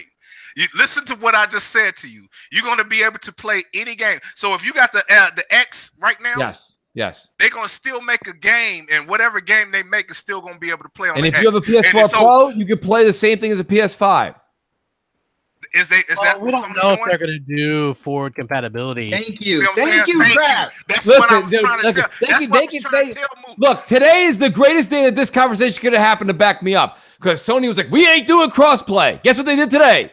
Crossplay. Trust me, they will have backward and forward. If you don't think that's coming, then you have not been paying attention. Mooch, forward I don't know. We're gonna see. You know what I'm Why saying? wouldn't it? I don't know, bro. You know what I'm saying? I'm just saying. Here's what I'm saying. Let me ask you this: Why what do wouldn't they have in place to sit here and say that's possible? What does Microsoft have in place? I don't know what their code looks like. This is what I'm saying. Oh my god! Microsoft got Windows 10. I can't believe Mooch. Hey, listen, Mooch. I just sat here and told you they planned and everything that they don't talk about. You agree? You told me a slogan. They are the beta. That's all you told me. You told me a slogan. It's going that way. No. You're misunderstanding. Listen, no. You guys are twisting my words. I agree with you that Microsoft's doing forward and back compatibility. I'm asking you now. Why isn't Sony going to do it? You don't have an answer. Well, this is what I'm sitting here saying to you. I'm not saying Microsoft's not. I'm saying Sony is, and you don't have an answer. I'm not disagreeing with your beta slogan on Xbox. I'm saying to you, why would Sony not do it? No. Because Sony didn't make a platform. Hold on. It's not the beta question. I'm not talking about the beta thing. What I'm sitting here saying, where you missing me at, is what I'm saying is that this is what Microsoft has been preparing for. Okay. I have not seen Sony prepare for this yet. We didn't see Sony prepare for crossplay till 8 hours ago, show. So listen, let me tell you what. Crossplay is a flip of the switch, though, man. Listen, they're not going to show me and you. Let me tell you why Sony did crossplay. You know why Sony did crossplay? Why? It's because they sat here and they caved in because Microsoft came out and had some good little news. Right. So they sat here and said, okay, well, let's give them crossplay now. Yep. And guess what? When Microsoft comes out with good news that they have forward and backward compatibility, and you got 100 million people that own a PS4 and they get complaining, guess what they're going to get? Backward and forward compatibility. You got to build the game for that, though. What are you talking about? It's all x86 architecture. It's all there. It's not any different. I'll take a bet that PlayStation 5 I don't know, bro. Will have backwards compatibility. You think they will or won't? It'll probably have backwards. But I don't think. Hey, who wants to take that bet? Because they came out with that PS Mini, and that's just building up. You know, telling their consumers, "Hey, this is the direction we're going." Well, I think that was just a money grab. That's just a straight up. That's all that was. Oh no, they don't have backwards compatibility. I don't think it will have backwards compatibility, dude. I think they're gonna make money off of not going that route. How could they not have it when? Look at what crossplay is not even a big deal. We all said that earlier, Assault. We all said that. Crossplay is not even that big of a deal, but they had to confine. They had to conform. The reason why they had to do it is because Fortnite is a phenomenon. There's like 86 million people playing it, and they were locked out of their accounts. And then developers and publishers were putting pressure on them. I don't even know all that applies to backward and forward compatibility too. You have all those publishers that made those games. Sure, it does. No, it doesn't. Sure, it. What? Not on this level. What? Not on this Why level. would? What? You're telling me the 100 million PS4 you want to tell me publishers don't want those gamers that use those games? You want to tell me a developer is going to put pressure on PlayStation to say, hey, I'm not going to put my game on there if you're not going to support it via backwards compatibility? Get out of here. Dude. They don't care about it on that level. Okay, maybe they won't say that, but they're going to be pissed. So what's going to motivate PlayStation to do it? Yeah. The only thing they threatened PlayStation with, they want to support. The only thing they threatened PlayStation with was a card game coming out by Bethesda. That's about it. Well, like that was give them time, man. Take two as well. But I want hold on. Like in my opinion, here's the thing. I think Sony will do backwards compatibility with the PS4. Yeah, they will. That's it. Yeah. I don't think they're going to do forward compatibility. I think they're just going to go. You want to play our new games, Uncharted 6 or whatever it is. You got to buy a PS5. Well, I do think the stuff that they've already announced will have two versions, like for a PS4 and a PS5. Right, okay. Like that's probably what they'll do. Just thinking about what Sony will do. Microsoft. That sounds like what I just said. Yeah, I really do think Microsoft. That sounds exactly like what I just said. No, that's not what you said. What you sitting here saying is they're gonna have forward and backwards, just like Microsoft. So Crap's saying they're gonna have a game that is Uncharted 5. That's not the same thing. Uncharted 5. They'll have an Uncharted 5 game that'll play on the PS5 and the PS4. That's what Crap just said. That's what I just said. No, here's the deal. They love to do. Coming out your mouth, bro. No, man. You guys, if you think Sony's gonna put their foot down and not give crossplay and then do it, and then Microsoft's gonna do this and they're not gonna do it, you guys are out of your mind. It's a different scenario entirely, dude. It's not. It is. Hey, they have PS Now that is their baby. They just said you could download games because they want to keep that alive. If they didn't care about PS Now, they would have just done away with it, right? It didn't work. We'll just get rid of it. They're not going to give that up. That's revenue streams. And PS Now is following the footsteps of Xbox Game Pass. No, they're two different things. They're two different things. Not really. They are. No, they aren't. Well, they're not giving full-blown backwards compatibility. It's different forward and backwards compatible titles. It's different. They don't have the motivation to do it that way. It's not. They don't have they don't have the technology because of the cell processor. They can't do that. Listen, guys, we can all sit here and spectate. We can just kind of guess all night long. I'm just saying that we 2 weeks ago were like, Sony doesn't have to do crossplay. They're the leader. They don't need to do it. They don't have to do it. Now they did. And what I'm saying to you is you guys might actually have been right in the past where they were not going to allow PS5 to be forward and backward compatibility. And I'll buy that.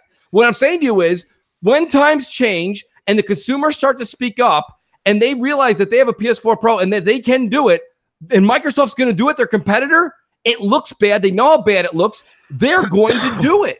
No, but yeah, here's the thing. Like they would have to plan that now. Like that's something that they would have to plan right now. They can't just do like I think they don't have the technology like Microsoft. You know how Microsoft was like, you want to play 360 games? Right. We got a console for you. It's called a 360. Right. You can't do that. So if Sony is planning backwards compatibility, right. They have to plan it now. Microsoft, obviously, with their UWP and stuff, they've got to get their feet going now. Microsoft's been doing this. Listen how long they've been doing it. Since the 14? Probably a little longer than that. Yeah. Okay. You know what I'm saying? So look how long they had to get this integrated. Plus the resources it takes to get those backwards compatible titles, right? To get it. Yeah. You know what I'm saying? It's not as easy as just sitting here saying, hey, this is why they went to PlayStation. They bought them PlayStation 3s, Sony did, and turned them into servers. Yep. And was streaming that PlayStation Now on that trash. You know what I'm saying? Because that was an easy fix for them. You know what I'm saying? So I don't see them doing this. I don't know, Mooch. They're a little bit behind, bro. I didn't say. Listen, maybe it won't be day one. Maybe it won't be day one, but they're going to do it. You know what I'm saying? They're a lot behind, man. I mean, hopefully they do. I mean, I think if they do, to be honest with you, it would be. Think about what you guys are saying. That is detrimental. I don't think it is that bad, man. Like everybody, you talk about backwards compatibility, you bring it up. Yes, I'm not talking about back compat. I'm talking more about the fact that if I have a PS4 Pro and Uncharted 5 comes out, that I can play it on there. That's all I'm saying. I'm not talking about back compat. What Crap was saying was they'll make a PS4 version, and the stuff that they announced, well, they'll have a PS4 If they're going to make two different versions, that's fine. Then whatever. You can still play the games on your PS4 Pro. Because here's what I'm trying to say to you. It's the same thing as the consumer. One thing with Sony, they're supported for so long and cut it off. Exactly, Show. Exactly. That's what I'm saying. That's what we're trying to get you to Show, it is so good. You're back, man. All right, listen, before you keep patting them on the back, let him finish his sentence. Cut it off. That's what no. What is it you're trying to say before you got a pep rally from Xbox? I hear a goddamn pep rally parade behind you. Daddy and she gonna tell them no. Hey, Sir X-Man says, can we all just get along? This is us getting along, man. No. Hey, look. This is like stuff, old school BGST type stuff. Honestly, like it's true, and it's fun to do this once in a while. Like it's interesting to hear the different perspectives because I do think that Sony's not going to do forward compatibility, but Nintendo did with cut them off, bro. Like Nintendo did with what the hell is that Zelda game? Breath of the Wild, right? They did a Wii U version that nobody bought, and then they did a Switch. Hey, we got the Wii U version in this house, okay? Okay. Well, my bad, Xbox. I am the one person that bought it. All right. Yeah. So I mean, look. So I do think they're going to do a PS4 and a PS5 version.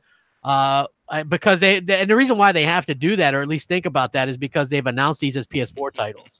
I wish the Don was on tonight. You know what? I should have asked the Don to come on tonight because the Don is a smart guy and he. The Don is definitely. I'm not saying you agree with me, but everything the Don has said on prior shows, Mooch, what are you trying to say, man? He's trying to say you didn't want me on now? He'd bring No, I'm saying what you was hearing in his. No, it's fine. Xbox, you're welcome to your opinion, but I'm just saying, like, everything that Don has been teaching. Fan, get him off the show, man. Listen. Hey, Mooch, don't start sniffing that pony dust, bro. I don't play many games on PlayStation. But they don't sprinkle my boy, man. Mooch, listen. I only play a couple of games on PlayStation, but my thing is this: like, realistically, I mean, you do this long enough, and you start to see the way trends go, and you see that, like, you understand. And don't get me wrong, Show. What you're doing is you're looking at the evidence in front of you of today. But realistically, like I said, 2 weeks ago, listen to me. 2 weeks ago, people were saying there's no reason for Sony to do crossplay, and you guys can be like, "Well, you know, it's because of this." I was saying it doesn't matter what you were saying. I'm not talking about you. I'm talking about the public. I'm talking about the public. They were saying they don't need to do it because they're the market leader, and now they are. And what I'm saying to you is, it's the same situation no matter what anybody says, me included. It's so different, man. Yeah. But when I was, it's not different, dude. It's satisfying. It's locking your account out of the most popular game, dude. Again, I'm gonna tell you. Their ecosystem is not the same. I'm a key. I can't stress that enough. True. Sony's ecosystem is nowhere near where Microsoft's is right now, bro. Nowhere. Can you give me a couple of examples? When I'm sitting here saying to you, and I gave you a beautiful example in the beginning. How not the slogan.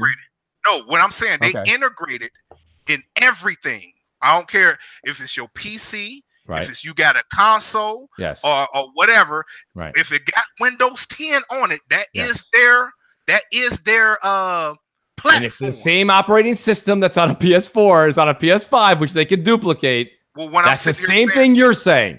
Go ahead. What I'm saying to you is that their integrations where the developers can go in and fix up. Say, for instance, Sony launch a game, right? Right. And it crashes. Okay. Mm-hmm. They don't have things in place to where they can go in right then and there and fix that trash. You see what I'm saying? If God forbid if it crashed, they have to strip that game down, do something, and launch it over again. I'm talking for us in the future. You see what I'm saying? Where Microsoft, they can sit here and tamper with it from there and fix it right then and there. You see what I'm saying?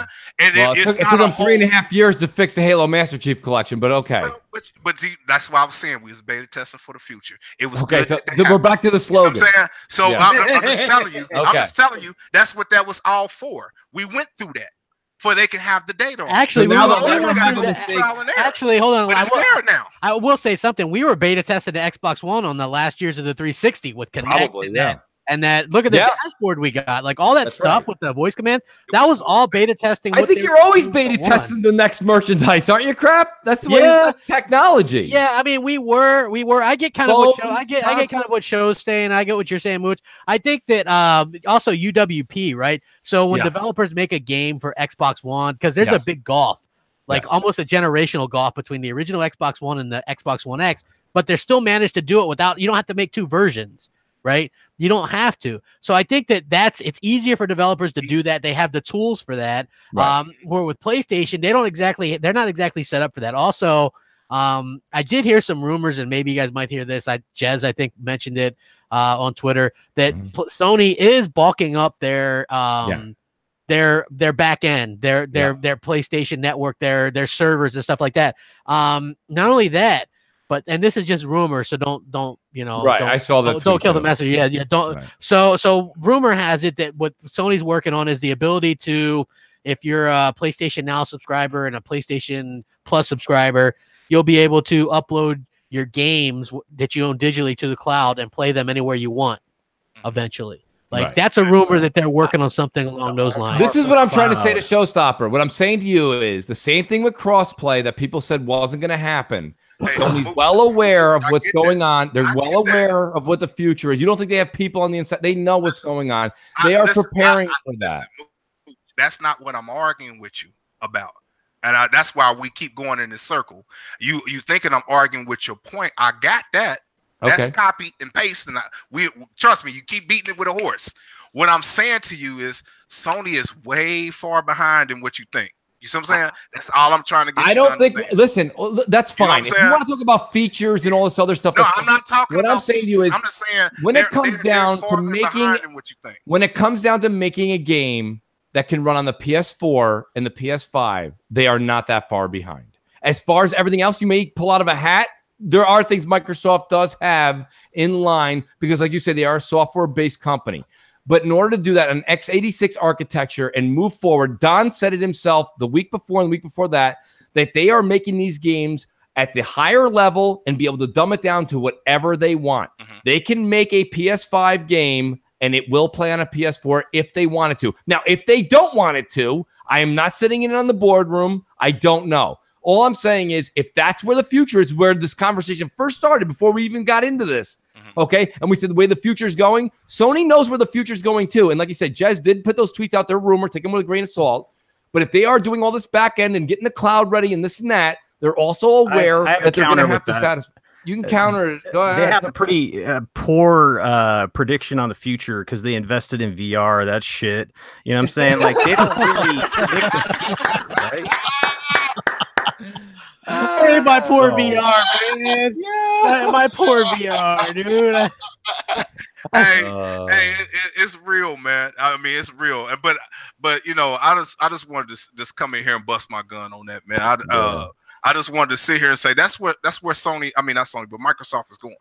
You know, I don't. Yeah, really I don't think nothing you said about where Microsoft's going, I think is wrong. I think you're 100% right on that. I just think that Sony is. If me and you got our ear to the ground, I think their biggest competitor probably has their ear to the ground. Well, biggest competitor in gaming, pardon me. Let me rephrase that. I think they have their ear to the ground. If me and you know that, they certainly know about it. I'm not sitting here saying that they just sitting here and it's going to allow it to happen. They're going to try something. You know what I'm saying? It might not be the same thing. No, it might not. It's going to be something. You know what I'm saying? It'll be similar. It'll be now, I don't know. You know what I'm saying? But it'll be similar. Similar does not mean the same. A remaster. It'll be similar. A remaster. Well, you know something. I will say this, Mooch. I agree with you because Sony is known for biting anyway. They're gonna figure out what Microsoft is doing. Yes, and they're gonna copy and paste. Listen, we've been through the war. That's why the only reason I'm going back and forth with you, show, is this is not my first podcast. We've been doing this for a long time, me and you. And I'll be honest with you, years ago, you would have turned around in the back of your car and been like, good thing Mooch is in the same car as me. But nowadays, realistically, I've seen what goes on. I see how things happen and how they transpire. And realistically, even if me and you aren't on the same page, what I'm telling you is it will be very similar. Next generation will be extremely similar. I'm telling you. I will say this. My comment was strictly about Microsoft. You brought up Sony. You can't bring up ham without burger or peanut butter without jelly.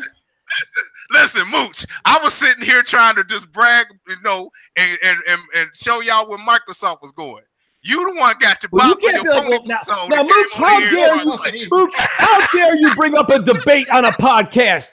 You know not to talk during a podcast. This is when you should be drinking beer. Mooch a pony now, y'all.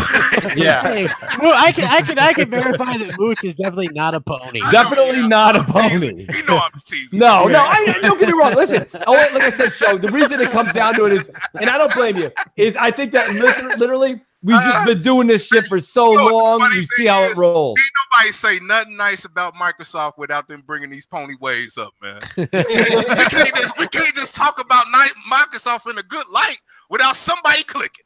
You know what I'm saying? Now, listen. To my boy, man. I'm not even wearing shoes in the house. I can't click. All right? I'm sitting here and they get on us too, like you butts. About what's going on with Microsoft. And I'm sitting here trying to do this trash, and then here it is. My own brother want to stab me in the back, man. Hey, listen, I'll be in line behind you for the Scarlet. I've been slaying ponies all day, bro. You know what I'm saying? I want to come in my own house. See?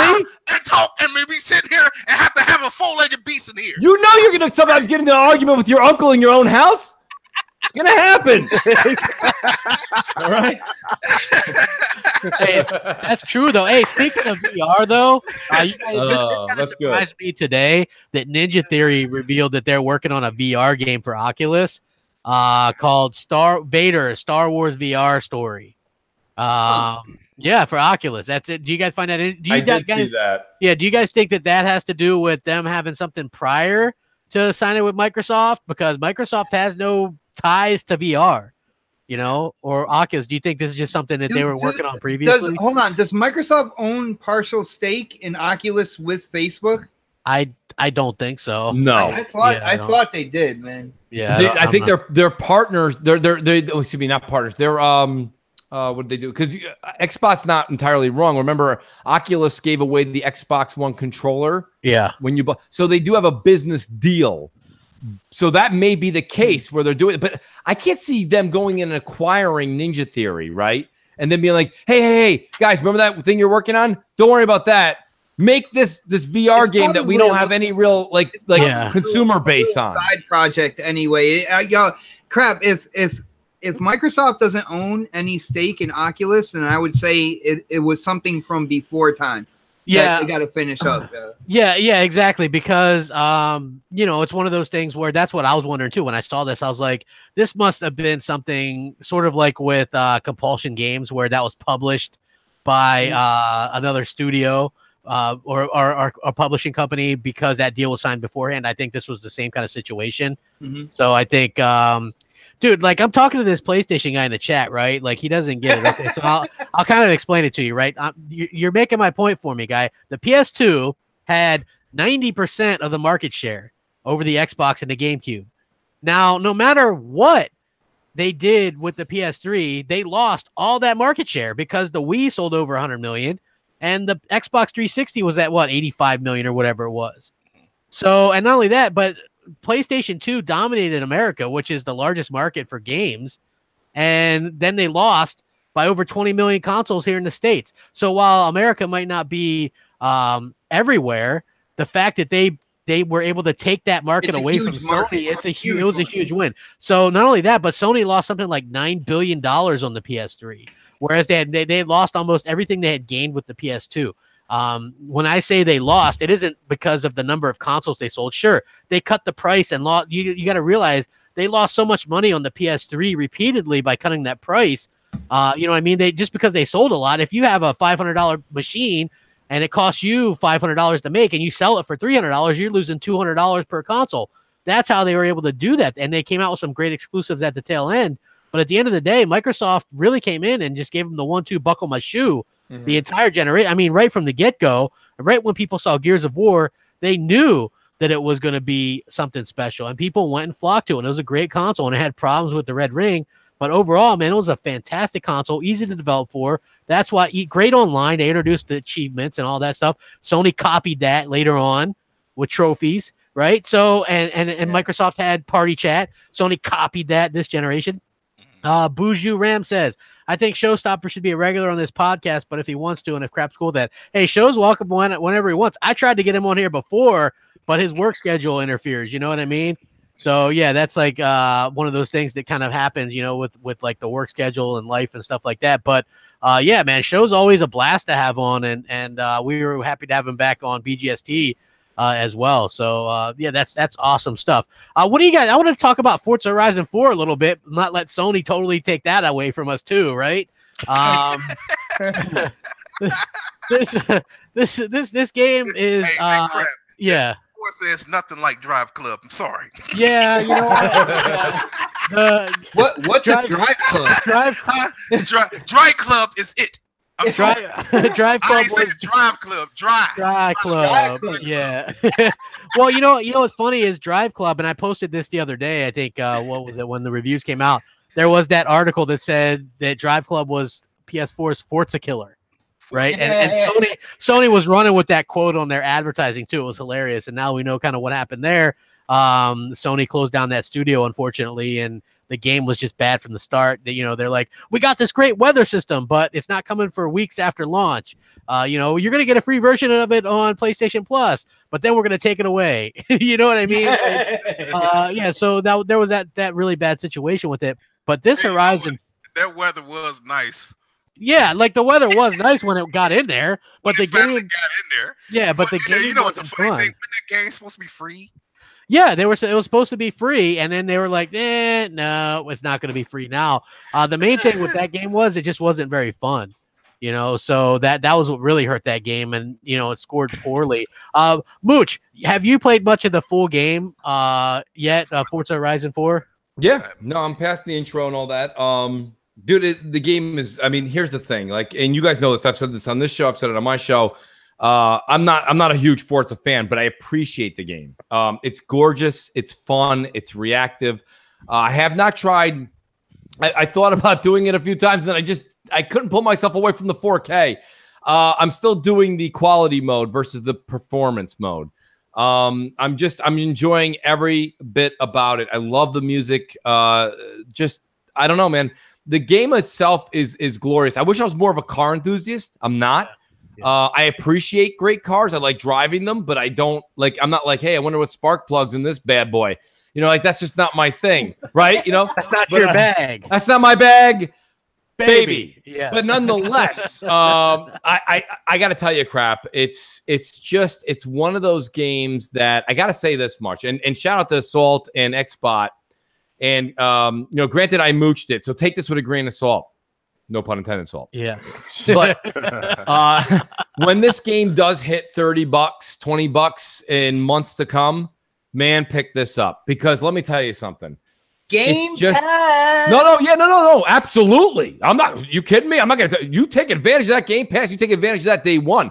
But when it gets to the price point you're comfortable with, man, it is something to have in your portfolio. The other thing I want to say to you guys is I'm going to make a prediction here. After watching the part of Inside Xbox that really got into the whole, you know, with Graham on the racetrack and they were going back and forth, I thought it was interesting now that they have seasons that change weekly, they have live events, because Playground Games is making another game, which we all know, no secret. I'm wondering if Forza Horizon 4 is a game they just keep adding to, and they don't necessarily right. And I don't think it is a game as a service, man. Yeah, I'm not saying Forza Horizon 5 is never coming, but I don't think it's coming in 2 years. I think they're going to keep adding and adding and add. And guess what?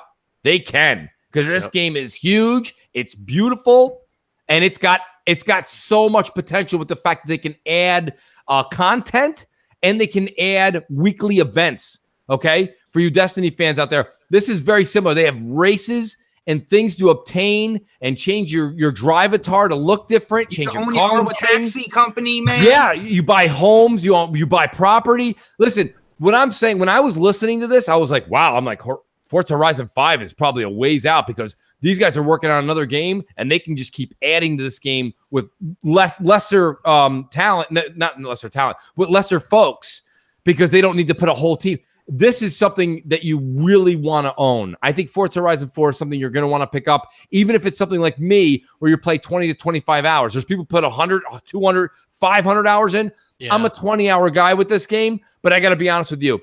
If it's ever evolving, you could very see someone like myself, where I'm going 20 hours, now playing 50 to 70 hours, because they keep adding content. And I don't mean adding content like Blizzard Mountain and Hot Wheels, which they are adding. They are. Too, yeah. But to add weekly and daily content, races, man, that's huge.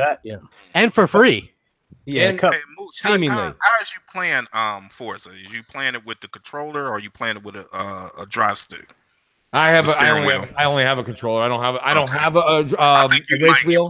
You probably enjoy it better if you have you know what, Show? You're 110% right, because I got a friend of mine that I know personally that may have gone a little overboard, but he went and bought that. He left so many different games that he was playing, and now he's just hooked on Forza. And he's been doing that since Forza Horizon 3.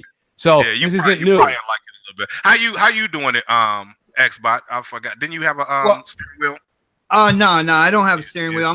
I'm going controller, and I'll be playing on Tuesday. I already played the demo, and dude, it's just drop dead gorgeous. They make the cars feel better every time they come out with a new Horizon. I have no idea how they do this. Last Horizon, me and Xbox went at it. We're killing it, man. We gonna go again, man. We're gonna go again. I'm gonna get it this time, man. I'm gonna get it. Man, Xbox was like, wait a minute. Show at the top of the leaderboard. Hey, and he felt some type of way, boy. He was like, man, he went back. Don't sleep on Showstopper, man. He can race, yo. He can race. Oh yeah, no doubt, man, no doubt. Hey, Salty, are you picking this game up or are you game passing it? I'm gonna be game passing it, but I had a couple things that takeaways from Inside Xbox that were very impressive. Just like Mooch was saying, I'm not a racing enthusiast by any means, but that roadmap that they put out with their events and you can get Halloween too, Salt. Yeah, Halloween event. I was like, dang, shit. this is reminding me of Destiny, like the way it looked, like the events and shit. And then you can create your own races with that. The way you can drive your car and put the strip down for other people to follow. I think that's cool. I talked to the people in my Discord. We're going to like schedule Discord races. Like the possibilities are endless with that game, the way that they've done it. I think it's very impressive that they paid attention to games like Destiny, games as a service, and they're going to structure this game to have a lifespan that who knows how long it's going to be.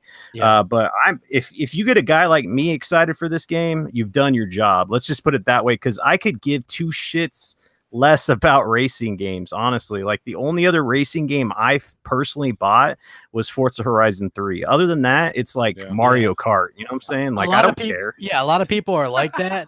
And here's the thing, right? And I think this is why they're doing this with the dailies and stuff like that and weeklies, is because they paid attention and they see that if you look at what Forza Horizon 3 is doing, they announced 9 million players 1 month recently and then 10 million the next. Right, like because people keep playing this game, and they keep, and I think I've sunk over 100 hours into Forza Horizon 3. It's fantastic. When I played that game, I was like, this is the best game I've ever played. And now, or racing game, excuse me. I don't want people to go and take that audio and go, crap, exposed. He said that Forza Horizon is the best game he's ever played. No, best racing game I've ever played. And it looks like Forza Horizon 4 is going to top that. The weather system, incredible. I like what they're doing there. I like the open world, shared world type situation. It's really going to keep people involved and on the whole idea behind, I think, Game Pass. And I know that they're going to do some single player stuff, but I do have a feeling that a lot of their games are going to have this element to make people keep subscribing to Game Pass, right? Like, oh, they got weekly stuff there. I guess I better keep my my subscription. That's what they're doing. It's pretty that clear. Game Pass is a genius. Here's what made Forza Horizon 3 good for me when I played it. It was what Xbox did. You know, he kept everybody engaged. It was back then we had like he had a chat where he had everybody. He said we're gonna get on, and it was like I do that for Destiny too now, man.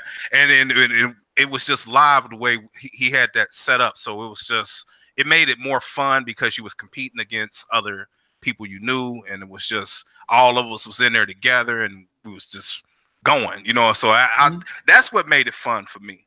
It was playing with them guys and just talking, and you know the competition, you know, everybody trying to get first, and it got intense, man. It sure did, man. I was like, bro. I mean, everybody it was like Kid Smooth, it was everybody, you know, and it was just how he did that. Kid Smooth dirty as hell in Forza. He is a dirty ass racer. You know, I always get people to message me and go, crap, your driving charge always bumps into me and drives me off the road. I love that. Oh yeah. When I play, they go against mine all the time. They're like, man, your avatar is cheating. Yeah, mine will just bump, man, because I'll clip corners. That's what I do. I'll speed up and then I'll slow down just in time to kind of do that. One more thing that I actually really wanted to get to was the Telltale Games thing. Telltale Games closed down. They're not going to finish out. It looks like they're not going to finish out the last season of Walking Dead. They canceled the other games that they were working on. And this is a big whole thing. Apparently, their partners backed out last minute. It turns out it was like AMC. Now they got a lawsuit, man. Yeah, so I mean, they just like unceremoniously kind of got rid of these people. And a lot of people are going, "Hey, crap! Do you think Microsoft should pick them up and buy them?" And I'm like, no. And here's the reason why. Telltale owns no IP. That was part of their problem, right? They, unlike you know, like I know the group Quantic Dream, who does like AAA version of those games for Sony, like Detroit, they own those IP because they invented those worlds and everything, right? So that's a different story. Telltale, they would buy the license, which is very expensive to do. And so basically the only game apparently that ever made them any money was that first season of The Walking Dead, which came out of nowhere. Everybody remember that, right? Nobody thought much of it. And then it was like this huge story-driven game that was the gameplay was lacking, but the story was like really great. And it won Game of the Year at Jeff Keighley's little deal or whatever. And I remember what's his name, Michael Pachter, going on the pre-show, if that game wins Game of the Year, I'll eat my hat. And he never did. He never did. But you know, it's always sad when they lose their jobs. You know, I think that sucks, and I think that, you know, it wouldn't make sense for Microsoft to buy Telltale Games, maybe offer some of them jobs, and they did. You know, thankfully. But like Mooch, what in particular? I know because you kind of are like que sera with this. What do you think? Well, I mean, listen, ready. Here's your public service announcement. Nobody likes to see anyone lose their job. I'm sorry the company went out. Don't like to see anyone lose their job. Okay, now we're past that. So now that we're done with that, right after the initial Telltale games, The Walking Dead came out, that was a sensation and made the money, as you just stated. Everything was just really flat, you know. And I know you enjoyed the writing in the Borderlands game, and somebody else loved The Wolf Among Us. Listen, I played The Wolf Among Us. I got about maybe 30% through, and it was an amazing sleeping pill. It was, I mean, if you guys are ever really, you know, there's a lot of people on Twitter that are like, man, insomnia is a bitch. Well, guess what? Telltale's got your fix. Just pop one of those bad boys on, and if you don't have any, they were on Xbox Live Games with Gold. No, listen, you know, the deal is crap. Here's the thing. If a restaurant that you drive by or a burger place in your local area sucks, okay, the fries are cold or they cut them too square and they don't look good, they're not salted enough, guess what? People don't go there. And when that hamburger place goes out of business, nobody goes, I hope those hamburger makers are making more money. I hope they got another. Nobody says that. They're like, those hamburgers sucked, and that's why they went out of business. So realistically, we got to stop with all the nonsense. The talented people at Telltale, believe me, got absorbed by other companies. Okay, so they got absorbed. The people that aren't good, they're looking for maybe they're opening a hamburger joint. You know, I mean, like they got to look and see. The thing about those games were I thought they were very boring. Now, a lot of people in the chat and a lot of people that are on Twitter are like, how dare you? How dare you, Mooch? We love those. That crap was like, come on, Mooch. I love those games. I'm like, crap. Take yourself out of the little universe that we're in here, okay? And realize that there's water cooler talk about what? Spider-Man, God of War, Halo, Gears of War. That's the stuff that's water cooler talk. Nobody was like, whoo! Hey, Johnny, did you guys play any of that Telltale this weekend? I totally ignored my family to get through that story. Nobody says that shit. And there's nobody going to a midnight release for a Telltale game. So my whole point is that because they're digital, Mooch. Yeah, I was just going to say that. They're digital.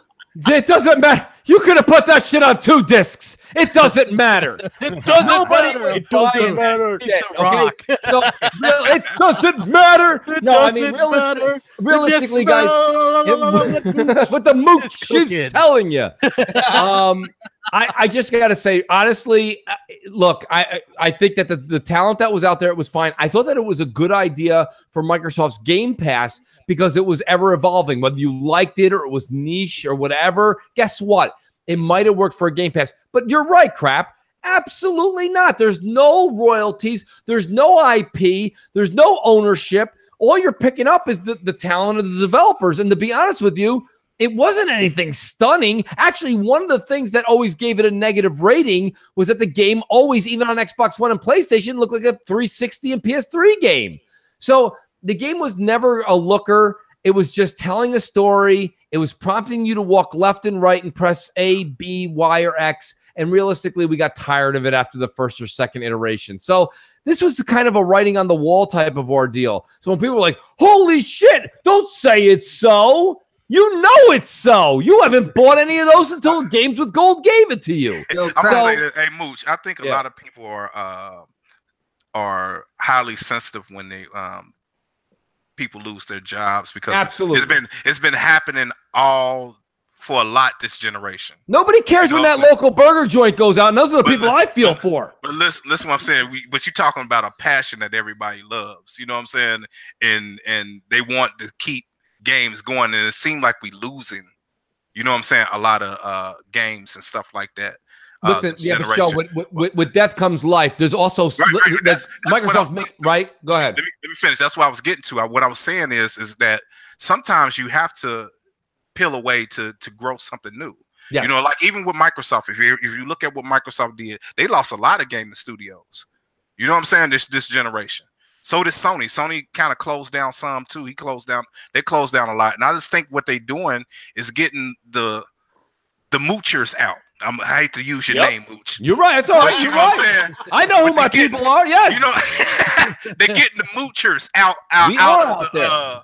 of the gaming industry, man. You know, they the ones that's just sucking it dry, lazy, taking their time, not really getting nothing done, not progressing fast enough. Cutting. You see what I'm saying? And they sitting here, and then when they put something out, it's glitchy, it's trash. You know what I'm saying? And it's not the product that you sat here and you invested all this money and time into. And I think a lot of, like, even Sony and Microsoft got sick of it. So what they did, they start cutting the fat, getting them out of there. Yep. You know what I'm saying? And if you're not progressing fast enough, we're gonna cut. We'll cancel the game. I don't care.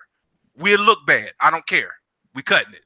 And that's what they had to go, man. They had to go to show that they're serious, to get that old boy system out of here, that just took their time and just bleed companies dry with money and not really progressing, and take a game 10 years to come out instead of 2 or 1. You see what I'm saying? And that's basically what's been happening. I always think that they would have done good telling the Halo story, or you know what I mean, like a different side of a Halo or something like that, like stretch their legs a little bit. You know, it is a shame because I do like those games, and but they did leak out some of the footage of their Stranger Things game, and it looked pretty good to me. You know what I mean? I wish that I would have got a chance to play it. Salty, what do you think, man? As we kind of wrap things up, what do you think about this? I think Mooch nailed it on the head. He's just straightforward. I love it. But basically, I hear a lot of people on Twitter and social media, they feel so bad when something like this happens. They pour one out for all, you know, this company, one out as we speak. You know? For the homies. Yes. But then you get really into the details. You're like, so what Telltale games are your favorite, or which ones did you buy? Oh, I got the ones that were games with gold and blah blah blah. You know what I'm saying? So they didn't support the shit, right? I was like, well, that's why they're out of business. You're saying they're frauds. That's basically what you're saying. They're like the Scalebound effect. Someone pointed that out. Like everybody hated Scalebound until it was canceled, and then that was the only reason they were going to get an Xbox. Right? Damn it, Microsoft! That was the only reason I was going to buy an Xbox. I'll say this from my point of view, and anybody that knows me knows this. I own every single Telltale game on Xbox One. I own quite a few of them on PS4, and I own all the ones that were on 360. And I own some on PS3. I enjoyed playing those games. You know, it's a cool thing to do. Kick back for an episode, play for an hour and a half. You know, get 200 gamer score. I like that. For an hour and a half on Destiny 2, man. What's up? Yeah. I play a game with a good story, man. Xbox, real quick. What do you got as far as Telltale goes? I got into very few of those games. You know, when they first came out with The Walking Dead, I was like, wow, this is something different. But as they got more licenses to do more games, I just saw that they were doing the same thing. Just instead of Walking Dead, it was Batman. Instead of Batman, it was Minecraft. And after a while, I gotta say, I got tired of it, man. I played The Wolf Among Us. I beat that game. I thought it was a cool story, but they weren't giving me anything new besides just new characters doing the same. Oh, hit A at this time, and you better hit left now before somebody hits you with a bat or something like that. Like I got tired of it, man. Yeah, stupid. I can understand that. It's one of them games that, you know, it felt. I'm gonna tell you, their games felt like somebody was reading you a bedtime story. You know what I'm saying? Yes. Interactive story. And then it's like almost like a pop-up book. Well, yeah, they're interactive, but hey, The last few You know what I'm Telltale saying? games, Hey. the last few Telltale games came with a warm glass of milk. Hey, as soon as a prompt hit up, that was the pop-up. You hit it like bling, you dodge. Here go another pop-up, bling. hey, Listen, Hey, that game was stupid, man. That game was trash. I'm sorry, man. I couldn't Well, play that trash. I like them, just like I like the Detroits and those type of games as well. But I got the gifts, so that means that I got to start wrapping up. First I want to say that Don, he said he will be on Xbox Nation next week if we get the 300 likes. So we are 14 away. 14 away. 14 likes. The Don. The will be here. Don is holding the Kiss chat that ransom. ring. That's amazing. Like, Who's the Don? Who is the that? Don, man, kiss that ring. No, Kiss the that Don. ring? See, I've been gone, man. I don't know who that. Oh who man, that- who if you that come, person is. you coming Saturday? The Don's on next podcast. Man. He's a developer. He's actually he's Oh, a I'm cool sitting guy. here like, Yeah. who the world is the Don? Oh, y'all The got it. Don. I'm like, man, I've been on the shelf, bro. Hey, we're only 5 away now, so hit that like button. Come on, Hit we that need like 5 button. more. 5 away. Uh, I already hit one. Oh, there we There go. you We got it. There you go, There Don. you go. You're showing up next week, Don. There you go, Don. There you go. Mooch, what do you got going on, Mooch? Well, we've got a very special MNC evenings tomorrow on my channel. Guys, check that out. Also, a couple of announcements. Everybody wants to know what's going on with the show. Me and Crap will fill you in on that. We'll let you know what's happening. Then we got Yes. Crossfire, 7 p.m. Eastern time. And we'll have that going on Friday at 7 p.m. Eastern time, the Lord's time itself. And yeah, Crap, that's about it. And who knows what the hell is going to break between now and Friday? Only God knows himself. My God. It's a crazy week. Salty, what do you got going on, my friend? Hey, we got the Saltiest Gaming Podcast tomorrow at 9 p.m. Eastern, immediately following your guys' show. It's funny, last week I was like promoing your guys' I show, know. and everybody's Sorry like, about that, Salt. what the hell are you talking about? They're not going on. I'm like, oh, okay. Well, Yeah. rip. Oops. It was a last minute thing, man. We were trying to like scramble, and then things didn't really didn't work out. But yeah, so make sure you got. We'll make sure that we're definitely doing it tomorrow, and then we'll Yes, sir. get people. We always tell people to show up and mention that Mooch and Crap sent you. Sweet, So sweet. That's right. and we've got Xbot 4487739 Jenny. What's up, man? What do you got going on, man? Yeah, next podcast on my channel every Saturday, 7 p.m. I have Showstopper penciled in, and if everything comes to fruition and he comes through, we're gonna do a Showstopper takeover. I know Kraft knows Nice. about that. I know Mooch knows about that. Oh, yeah. It's about time for Showstopper to get his on next podcast. So hopefully we get that going. And as usual, just follow me on Twitter at xbot448. Nice. And Showstopper, man. Thank you for joining us. Thanks, Where can people watch you, man? Because I know you're doing videos and Yeah, they can follow me Showstopper 2121. That's my channel. I do live streams from 10 to 11, 3 to 4 days out the week. I'll pencil it in pretty soon where I know consistently, but it'll be 3 days out the week. I'll go live and I'm busting my gun. nice, man. But I want to say this: why does Sony always come late? Come to my my podcast, man. I'm gonna explain to you why that is. They always show up to the show late. They started putting out games late. Not only that, they let crossplay come late. Don't nobody really care about that trash no more. Yeah. But let's get it in. All right, man. Hey, I appreciate everybody, man. Thank you guys. I really do appreciate it. Make sure you guys hit that like button, subscribe to all these fine folks up here, and we'll catch you guys next time. It's been a great show. Thank you all. Later.